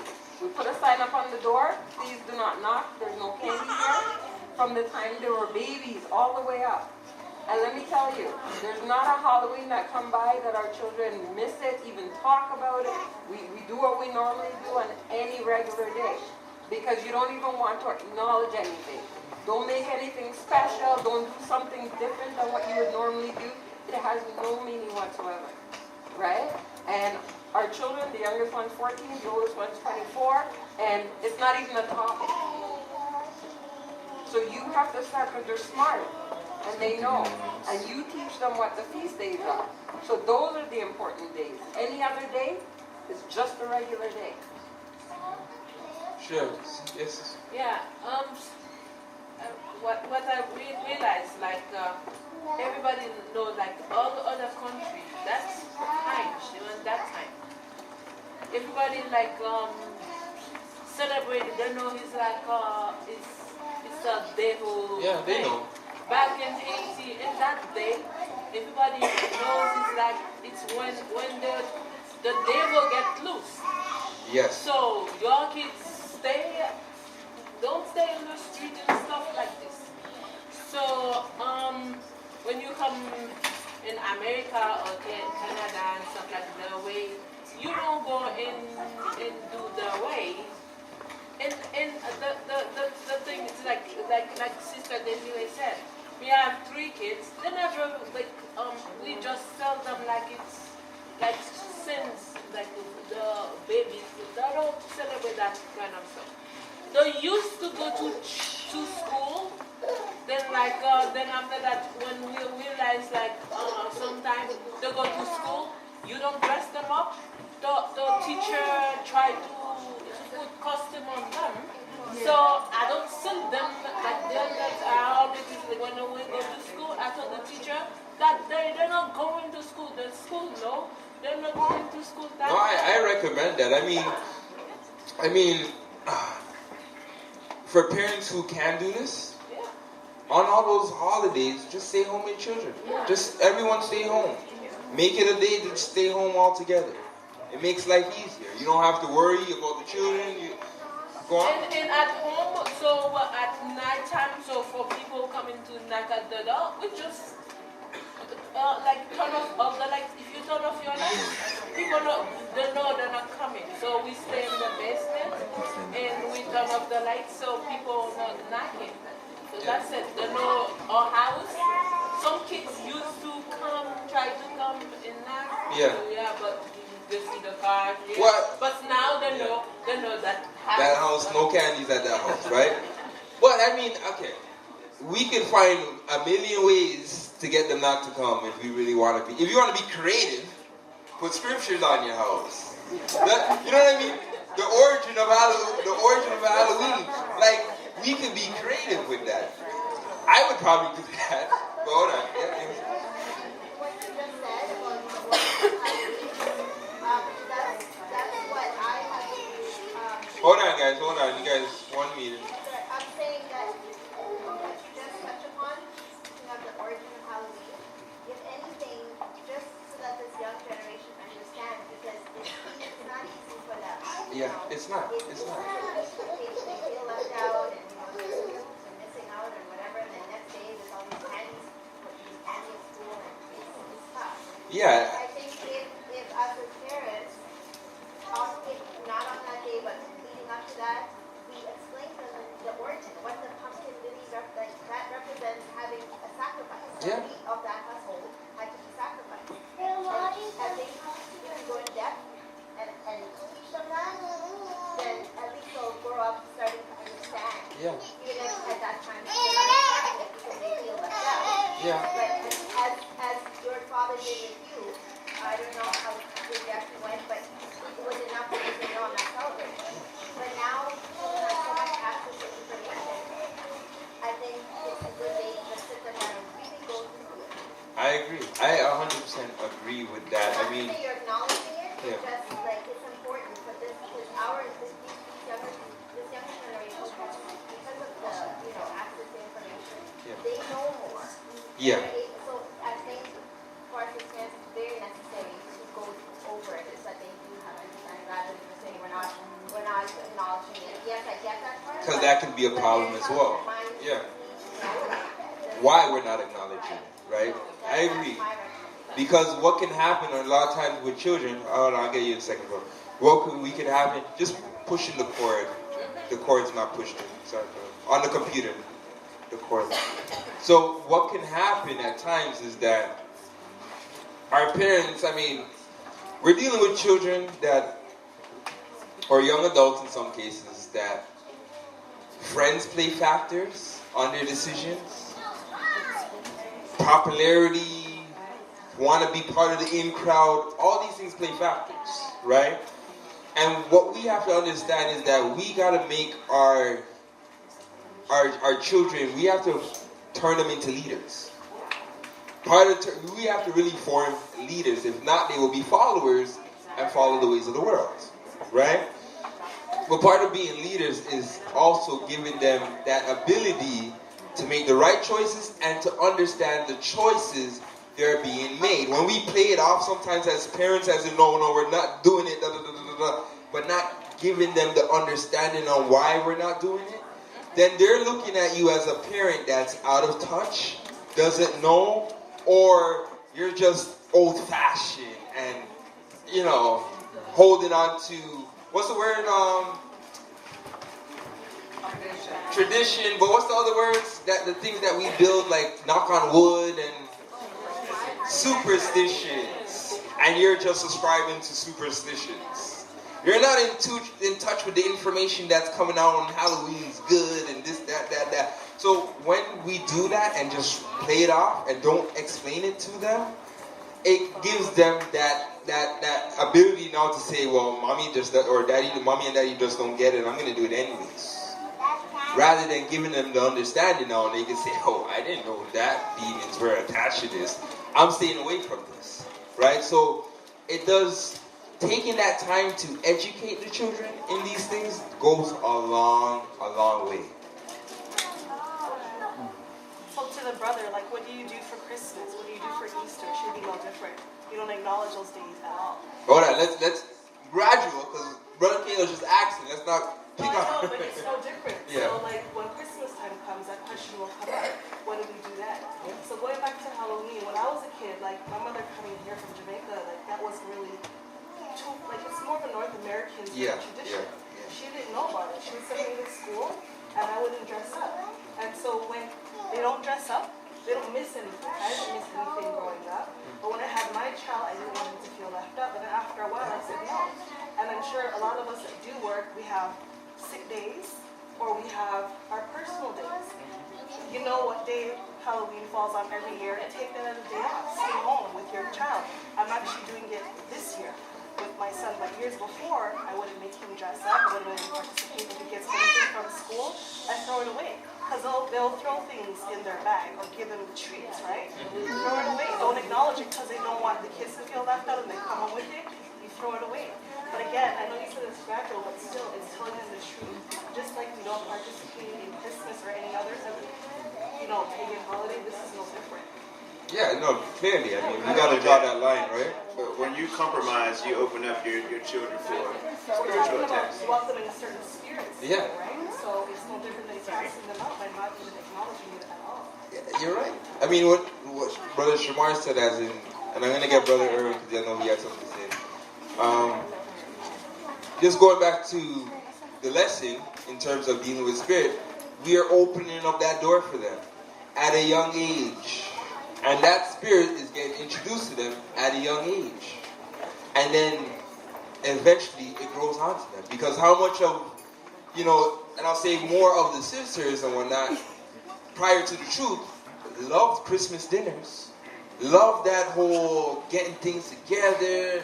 You see what I'm saying? So we can, at an early age, open ourselves up to those spirits, and it becomes generational now, because your mom passed it on to you, and you have generations of people that are in the spirit of Christmas spirit, right? So thank you for that. Hold on, I'm gonna you wanted to say something because you were first. What I was saying, touching on the vein of the lesson last week, right? We have to be mindful, like going back to the original question where the child may think that something was good from being a witch. You see what I'm saying? We have to be careful what we have our children exposed to and what we have entertaining our children. Because, as the brother said, you're actually compromising right there, not even knowing what you're doing. You see? Because these shows and these things that they put out there, they didn't put them out there because they just have a nice thought about you to try and entertain you and help your children. This is to introduce you to witchcraft, sorcery, making you think that these things are okay. The good witch, the good sorcerer, you know what I'm saying? The demon that does good part-time. You know, these are nonsense, right? But you have to be, as a parent now with us coming into the truth and understanding. That's the brother said, there's no compromise. You got to play this, no lukewarm, no in between. You cut a demon off. You don't give them no access to teach your children nothing. And a child, we take children for like children are very smart. They suck up what's put in front of them. So sometimes you have to turn the tide of what you're teaching them for them to accept something new that you're giving them. Right? They may, it's hard for a minute or two, but after it becomes a norm, because that's what they're being taught. Right? So you got to make sure that they're exposed. You have to be mindful of what they're paying attention to, what they're watching, so these things don't creep in unawares on them. You see? And as the brother said, no compromise. There's no compromising with these things, because once they come in, then here we are waiting for a brother to come cast out demons. Yeah, that's true. You see? So, that's all I need. Thank you for that. You guys hear me? I'll say first. As a young mother, having young children, my eldest is 6 today, and he, with this knowledge for a while now, going to school from junior to senior to grade 1, he wants to know about this Halloween. He wants to dress up going to school, but as an explanation to him is, not only that, I wouldn't keep him home, because we have to learn from small, being set apart from the world. So for me personally, I could understand, I could respect other parents keeping their kids home, but where's the home training on showing them that you have to be set apart? So with them going to school on this day, knowing that you're not dressing up, you're not eating no candy, anything come in your knapsack is going in the garbage, you're not being part of it at all. And with that explanation, they might get frustrated or angry, but I don't care if you're mad. Who's the mother and who's the child? Yes, I agree with that. So at the end of the day, you gotta know your teaching, and you have to, like you said, we have to raise leaders. We're not followers. We're leaders. We're kings and queens. We're not set to follow any trend. We're supposed to be set apart. So being part of setting apart, we have to now teach them at this young age where they swallow everything, that, you know what, you're going to school, but no, you're not taking part of this. Same thing with Christmas, same thing with Thanksgiving, same thing with all these pagan holidays, that you're not part of it. This is who you are, and this is what we're teaching you, because this is the truth of who you are. And we raise them that way. The word tells us that we're supposed to raise them up in the right way. Whether they stray or not, they're going to come right back regardless of it. But we have to now plant that seed, so the enemy, whatever he tries to bring in, it doesn't sit. It can't fester and grow, because the Most High is more powerful than all of that. So based off of our training and our teaching to our children, will overpower all this foolishness that the teachers would now even to take part into instill in our children. So it's honestly, it's based off of the parents, because it starts with the parents. Yeah, hands down, it starts with the parents. And, you know, just to go back, because I agree with that. I mean, I set the tone. You're my child. That's how I was raised. You know what I mean? And it worked, right? But I think the problem is that a lot of us are now playing catch up with parenting, in terms of now we're instilling this, now we're instilling these things in terms of and trying to make a dramatic change, or in the child's life, a dramatic change, right? And that's where, you know, I can't speak from experience or whatnot, but that's where you have to get back your authority, whether it be the rod or something, but you get back your authority. You have to claim that back, right? But what I would say is that this is the importance of us starting from, I mean, when they're in the baby, when they're hearing you just talk, that we're spending time in promoting what they're saying. I have little children singing rap songs. You know what I mean? Like, just to show you how much they can soak up. But I'm saying, if we actually invest that time to actually give them the Bible, give them the understanding and whatnot, imagine the people that they would become. You know what I mean? But we got to do that part. So yeah, the parents play a major role. And also too, we got to know our children and where they're at. In terms of, because for instance, I wouldn't allow my child to fight a battle that I haven't been preparing him for, so to speak. You see what I'm saying? So maybe I would take him out to help him, prepare him for and understand what's going on, what that day's about, and all that it entails. And then maybe next year I'll say, okay, let's see how he, you know what I mean, deals with that, so to speak. You know what I mean? I understand what you're saying, but I think I guess I look at it as more a tough love kind of Tough thing. love? Because I'm more like, even if I didn't prepare you, like for him, for junior kindergarten, he went, he asked questions, he came home with stuff, wanted to eat, no, and that's when we started to instill. But I'm saying, you know your child, right? Yeah. So you know how much tough love he could handle. That's true. You see what I'm saying? So I'm off. Hey, my mom she mastered that. And it did. I see the benefits of it now. Yeah. I didn't see it at the time, but I see it now. You know what I mean? So no, tough love. I'm with that. You know what I mean? But we gotta know the child first. I mean, we gotta know our child. It's our child, right? Anyone else? Sure. Regarding what your sister saying regarding being tough and having your kids go after and fight the battle, my daughter has been going through it since junior kindergarten, and every year I send her. And when she got, you have to teach them honesty regarding the practices or whatever it is they're doing in their level of growing. So Halloween is bad, junior kindergarten, as they're growing, you show them. You sit them down, there's the lessons about it. I have Kelly watching it. And like you're saying, knowing your child, as she's gotten older, every year I send her and let her know you're not participating, throwing the candies out when she comes home with this stuff, throwing it in the garbage, no. This year, after all of the years, she says, Mommy, I know we don't celebrate and I know you're going to send me, but can I please stay home? After asking her why, she goes, I can be strong, Mommy, and I do tell my friends why I don't celebrate Halloween, but they still force it on me, and I don't want to feel like I have to, like, be put in that uncomfortable situation. So they may have the knowledge, and as they're going, you're teaching them, and they have the understanding, but listening to them as well is also key in understanding. So she was asking me, Mommy, I don't want to go. Can you keep me home this year? I think I will respect that and honor it, right? Because I know she's actually taken in what I'm doing her and what she's been taught over the years. So she may know what's going on in that school. Yeah. And she's looking at it as a measure now to now protect herself, right? But you did the first things in educating her, letting her understand whatnot. And she's now at the age where she's like, Mommy, I just want to stay home.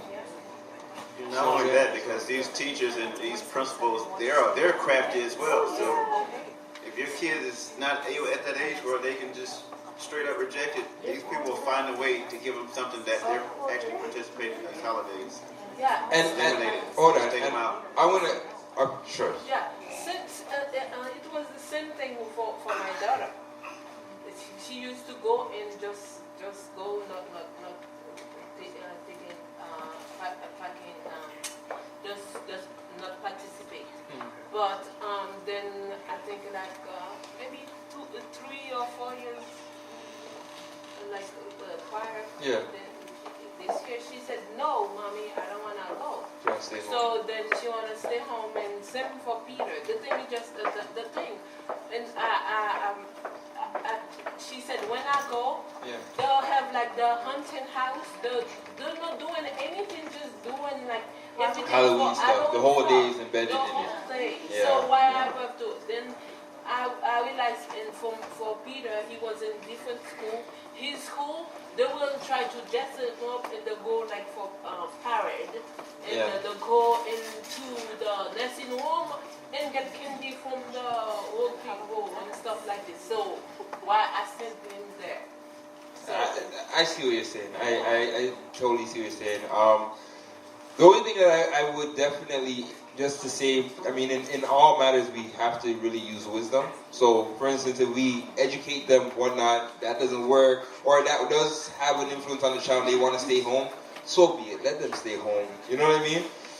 But at the same time, too, if we're going to allow our children to stay, we have to also prepare them with everything that entails. And I say this because just even hearing Sister Tanya, what she said on how they actually force it upon the children to participate in these things, a wisdom that we have to understand is that we don't want our children to be pulled into the office or the families to be called in asking questions on why we don't participate in these things. And the reason being because we have to understand, when you read the book of the Wisdom of Solomon, it says the law would be their power. So we have to understand that the law and how it's written can be used to take us down. So in a situation now where, you know, the child's going to school and it's pagan, and you don't want your child to be doing that. You want them to say, no, I don't do this. If you have a problem, call my mommy. But you don't want them to fight that battle. And I'm saying that because then, who's coming in? CAS is coming in. Child's in the system, whatever. So I'm saying, we got to be wise on allowing them. If we're going to say, okay, you know what? Send them to school. We have to let them know, okay, well, if they ask you this, that, and the third, call mommy. Don't let them fight that battle.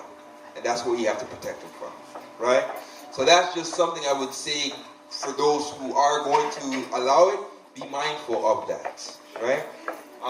Sure, Brother Paul? In terms of the lesson, casting of spirits, right? Yeah.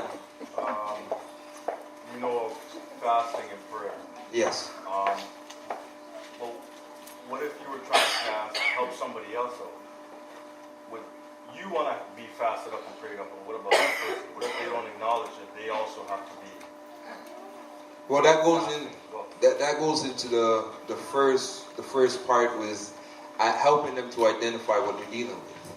You can't deliver someone from a spirit who doesn't even understand what a spirit is, or much less how spirits work, right? So for a person like that, I would let them first understand how spirits work, and how they feed off of us, they eat but never are full, all that, how they live off of us, going to Enoch and whatnot, and then show them, then relate to them, this is why you have to fast, because there's a spirit living off of you right now. You see what I'm saying? So it goes back to the first part is you have to let them understand this battle, and then they'll have an option to fight the battle. You know what I mean? But if they never understand the battle, then everything that we throw at them will be considered pointless. He's just religionist. He believes in the Bible. He's not a doctor. He's not a scientist. You see what I'm saying? Because we have learned to make those things of value rather than the Bible of value. You know what I mean? That particular person doesn't take it as serious as you see. And you show them these things. They're like, okay. But then when time comes, it's like, if they're really not fasting or if they're really not taking it that seriously, that spirit's just going to be stuck with them until they fully acknowledge it and look to change as well. Well, it depends on the spirit, right? Because remember, it's Christ said some come out with just fasting and praying, right? But no, I think hands down, I mean, it's like putting a band-aid on a wound. What's going to stop the next spiritual attack? You see what I'm saying? So the first thing we have to make them understand is the battle. Until then, it's like you're just giving them that title. You're giving them you're not really healing them, so to speak, right? So that's how more I would look at that. Sure. Luke 10, 19 and 20. Let's go there.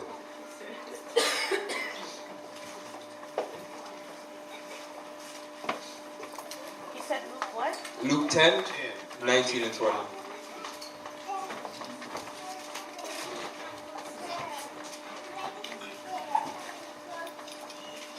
There's some con. So, it says, behold, I give unto you power to tread on serpents and scorpions, and over all the power of the enemy, and nothing shall by any means hurt you. Right? Thank you. You know what, bro? Thank you for that.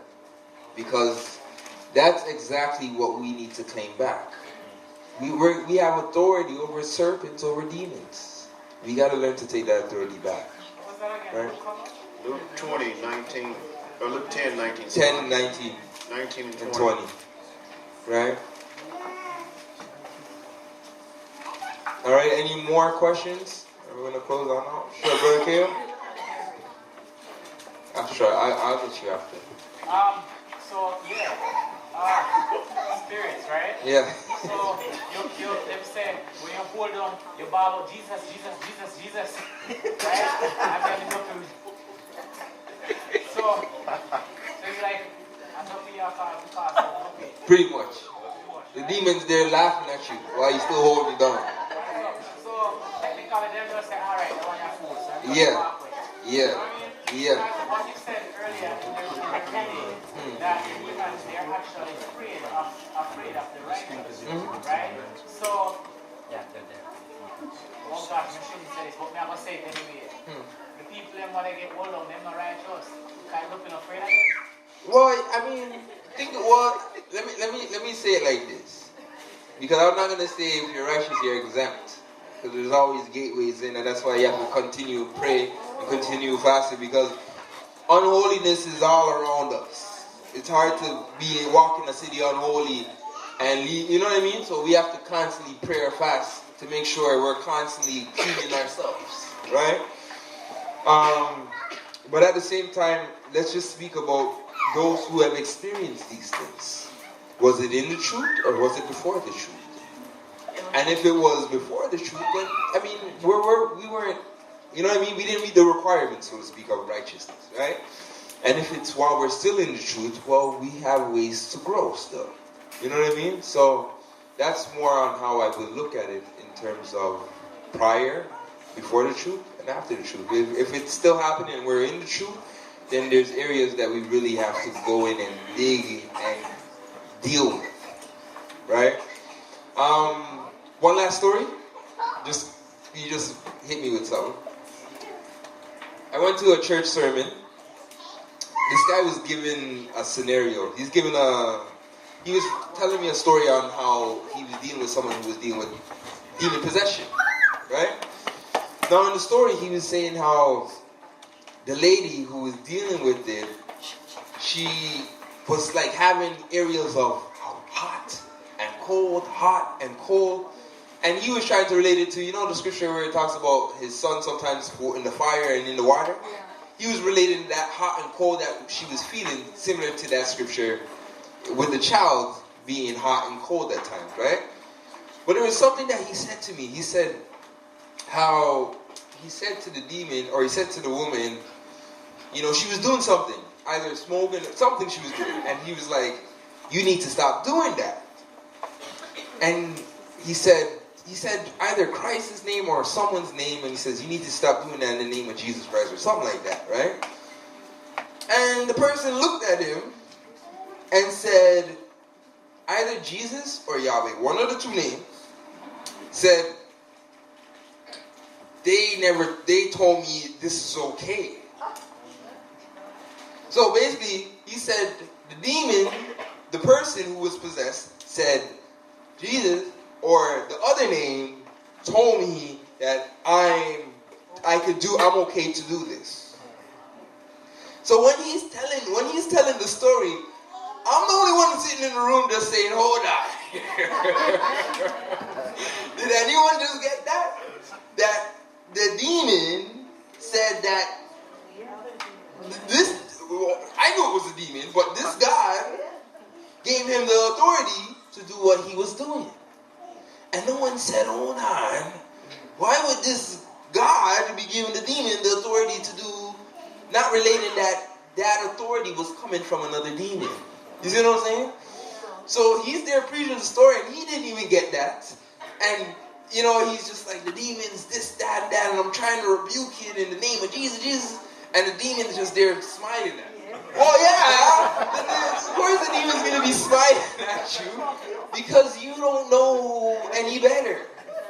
So, you know what I mean? Like, when he was telling me that story, I was like, bro, it's sad that we don't get this, that we can't see that we're using the wrong names, right?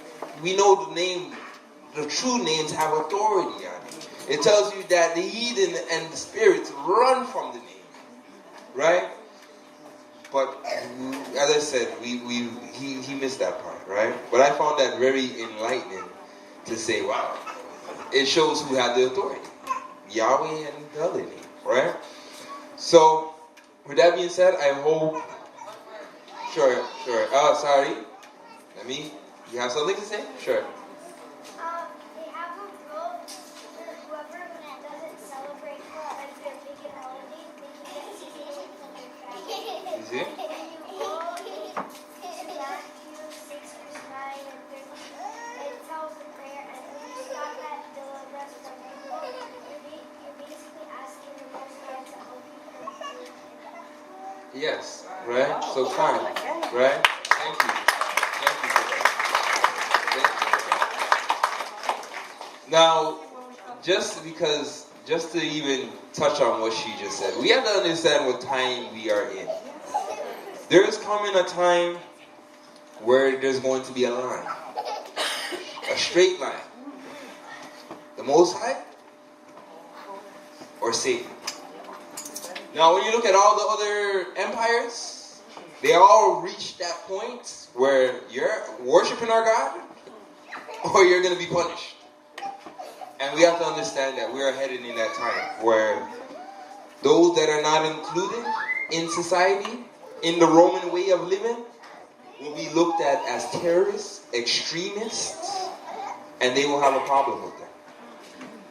And they will start with the young ones in school. So we got to be mindful of that, all right? So with that being said, sure, let me get one more. I'm just going to say this only just to exalt the name of the Most High. Yeah. I remember when my daughter was going through her situation, and I remember at one point I went to a hospital and she couldn't recognize me, right? She didn't know who I was. And I remember as I was leaving out of the hospital room, she said to me, "Who is Ahaya?" And I turned to her and I said, "The Most High." Well, as I said, she wasn't recognizing me that day. Yeah. But I'm saying this only to exalt the name of the Most High, as you were talking about the person with Jesus and whatever. So I give all praises to the Most High, like through the Bible studies that sisters Sochi and Brother Yada and Brother Steve, and also the fasting with the church. Yeah. I mean, I praise the Most High that she's delivered. And I mean, the doctor says she would be on medication for 5 years, and she's not taking any medication. All praise to the Most High. Nothing. All praise to the And Most she's High. fine, and she's herself. But the name of the Most High is very powerful, because when I used to call on Jesus, that's before she got sick. The name Jesus didn't help, but I can honestly say she turned to me that day and said, "Who is Ahaya?" And I can say it's the first I ever see someone like get healed, like calling upon the name. Because I've seen people, I've been to church and I've seen people go for healing and they say the name of Jesus and they never get healing. But I honestly see the results with the prayer and fasting that the brothers and sisters did, and the labor of studying, and everybody else who fast. And all praises to the Most High. All praise to the Most High, right? And thank you.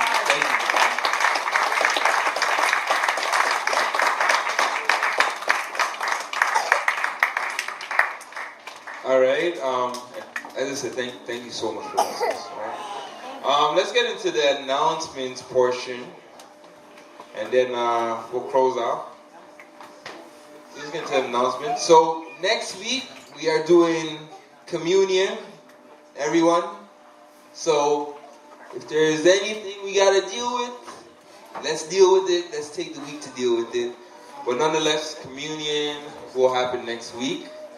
Go back to the next one. Yes. I'm throwing this out there. I shouldn't say it like that. But let's get a scripture actually. This will help me to do this a little easier. Do I have a scripture posted? Yeah, let's get it. I think I have the scripture posted there. Matthew 6:28. Let's go there. There's a reason I posted that.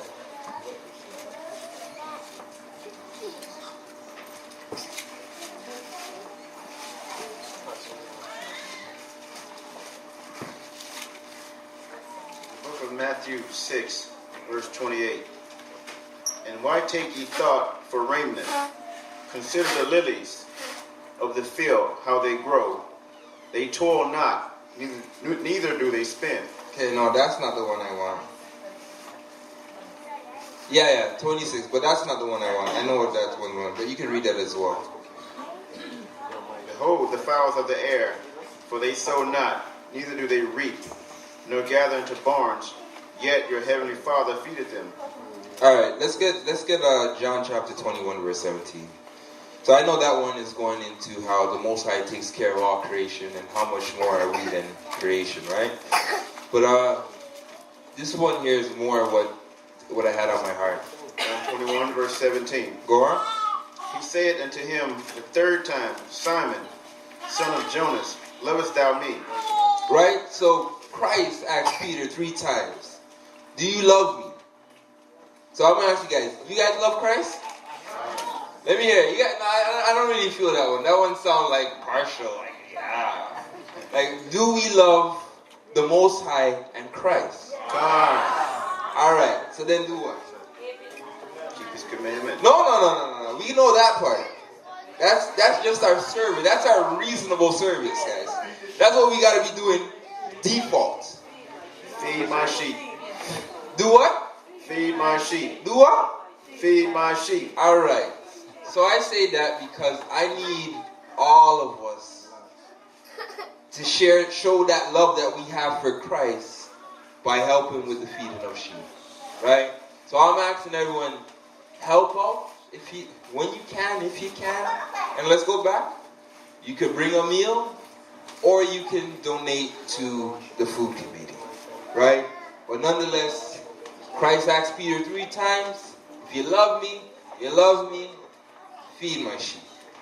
Right? So I ask those, if you can, help out and whatnot. And it goes a long way. And as we continue to grow as a church, you can understand the need in that department, right? So that's something I'm going to actually ask to everyone to have on their heart, to find what works for them, what they can do. Even if it's once a month, it's a start, right? Let's get the next one.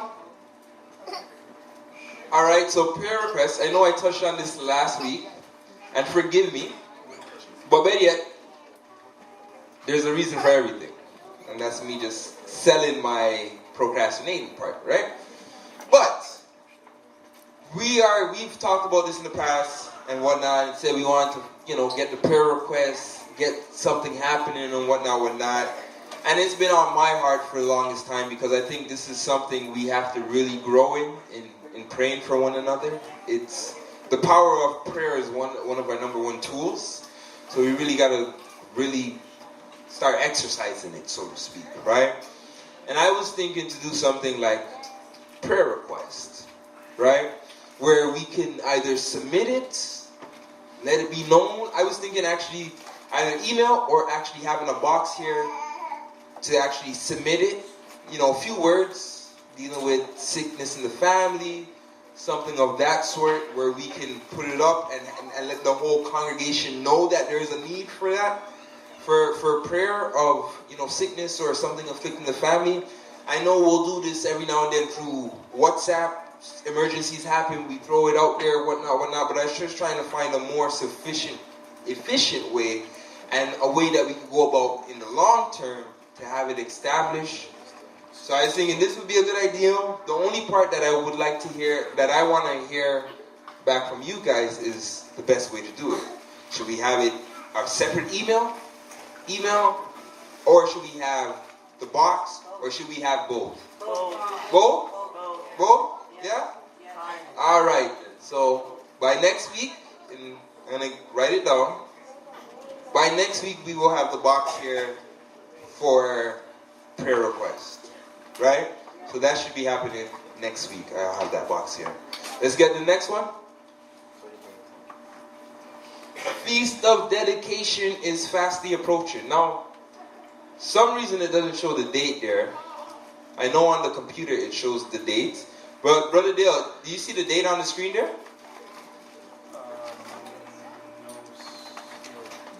Or better yet, you know what? It's the one in the beginning. I probably put two different pictures. It's December the 2nd. Hold on. There we go. There we go. So December the 2nd to the 9th. I believe our service we'll be having service on both Saturdays. Let's see. Yeah. So the both the Saturday back-to-back weeks will be a feast day for us. All those that have talents that haven't showed their talents or whatnot, and want to do something for the Feast of Dedication, please speak to, if you're a singer or whatnot, speak to Brother Dale or anyone that's part of the choir ministry. And if it's something of, you want to do a skit, a play, a commercial, I mean, all those things are optional and whatnot, but just let us know. And the floor is open. We're really trying to bring each feast day to a new level. So I'm encouraging anybody who has any type of skills and whatnot, that we could use this program and do, video skits and all those things, and understoring ideas out there. Brother Hudson? Yes, we will be here for Feast of Dedication. Right? I think for Purim, we got time for Purim, but Purim might be the only one we probably won't be here for, depending. Let's get the next slide. So Feast of Dedication is coming up. Literally, we got what, a month and a half? No, a month? A month. No, less than a month. It's less than a month and a half. We have 1 month. November, December. October is done. October is done. Hey, let's be real. October is done. Yeah, right? Another thing is, let's go back to the next one, Bible study, right? So our Tuesday conference calls. Now, we want to do a little bit better job of actually building a contact list for our Tuesday Bible conference calls. One of the problems that we have is that sometimes it's frustrating calling people in because we haven't really, the list that we have is based off of prior conference calls. So for those that are currently involved in the conference call and those that are interested in those conference calls, we know two things you need to have. Is you need to have a Google's email, right? And you need to have Google's Chrome, right? But for everyone who's already partaking in it, and for those that are interested in joining, we actually just need you guys' emails. What I'm trying to do, or what I'm going to have Brother Rob do. It has to be a Gmail. It has to be a Gmail, yes. Thank you, right? But what we need is, we actually need you guys' Gmail. So I know a few of you guys have given me your Gmail and been on the call and whatnot. But I'm saying, even if you have, please today just contact with Brother Rob, or there is a list. Yeah. There will be a list right there. Everyone, Brother Rob has the list in his hand. And just sign up your name. Make it clear that we can see it and whatnot, because what happens is, if we call you in and you get kicked out, I don't want to have to look for the email to find you to pull you back in, right? So if we just have a callers list, make it simple, it makes the process a lot smoother. For those that have joined us on some of those chats, sometimes it can be a little bit tedious. So we're just trying to make Hangouts a little bit more efficient and work a little bit, a little sharper, right? So this week, just touch on it. This week we will be going into we will be having our Tuesday conference calls. So we will be on Tuesday at 7:30, October 24th. Now, today, let's get the next slide. Today there will be choir rehearsal. From what I know, there will be choir rehearsal today right after service in the sanctuary. What I would do is, everyone who's in charge of, or who's part of the choir, just touch base with Brother Dale, and Brother Dale would kind of detail the direction or what's happening today, right? So after we break, everyone just please touch base with Brother Dale and just find out about the meeting or what he has planned and whatnot, right? And then we'll get the next slide. All right, we're not ready for that one, but you can keep that one up. But we're going to close on out, and we're going to get choir just to bless us. Well, when I mean choir, I mean members of the choir. So the choir ministry. Not the whole choir today. But we're going to get a closing out song, and then we'll break for fellowship. Or we'll pray out, then we'll break for fellowship.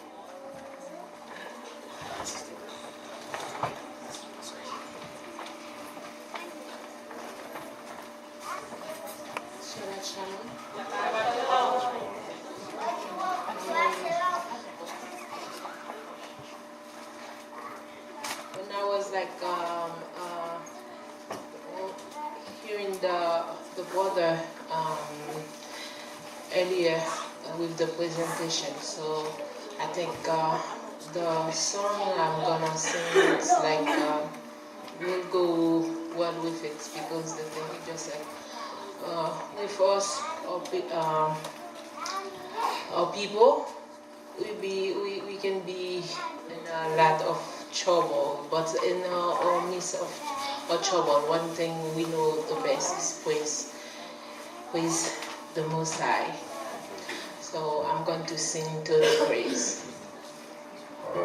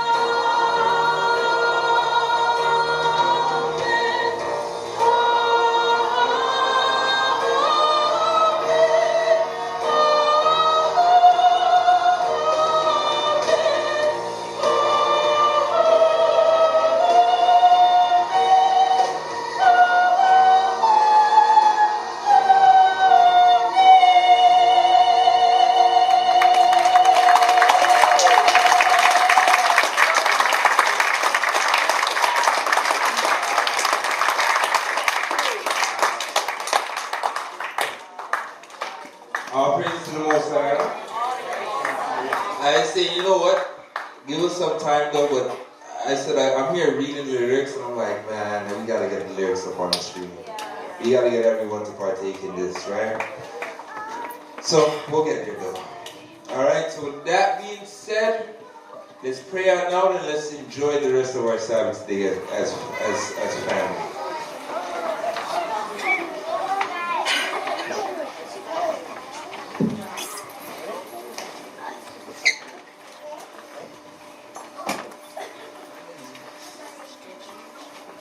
Test.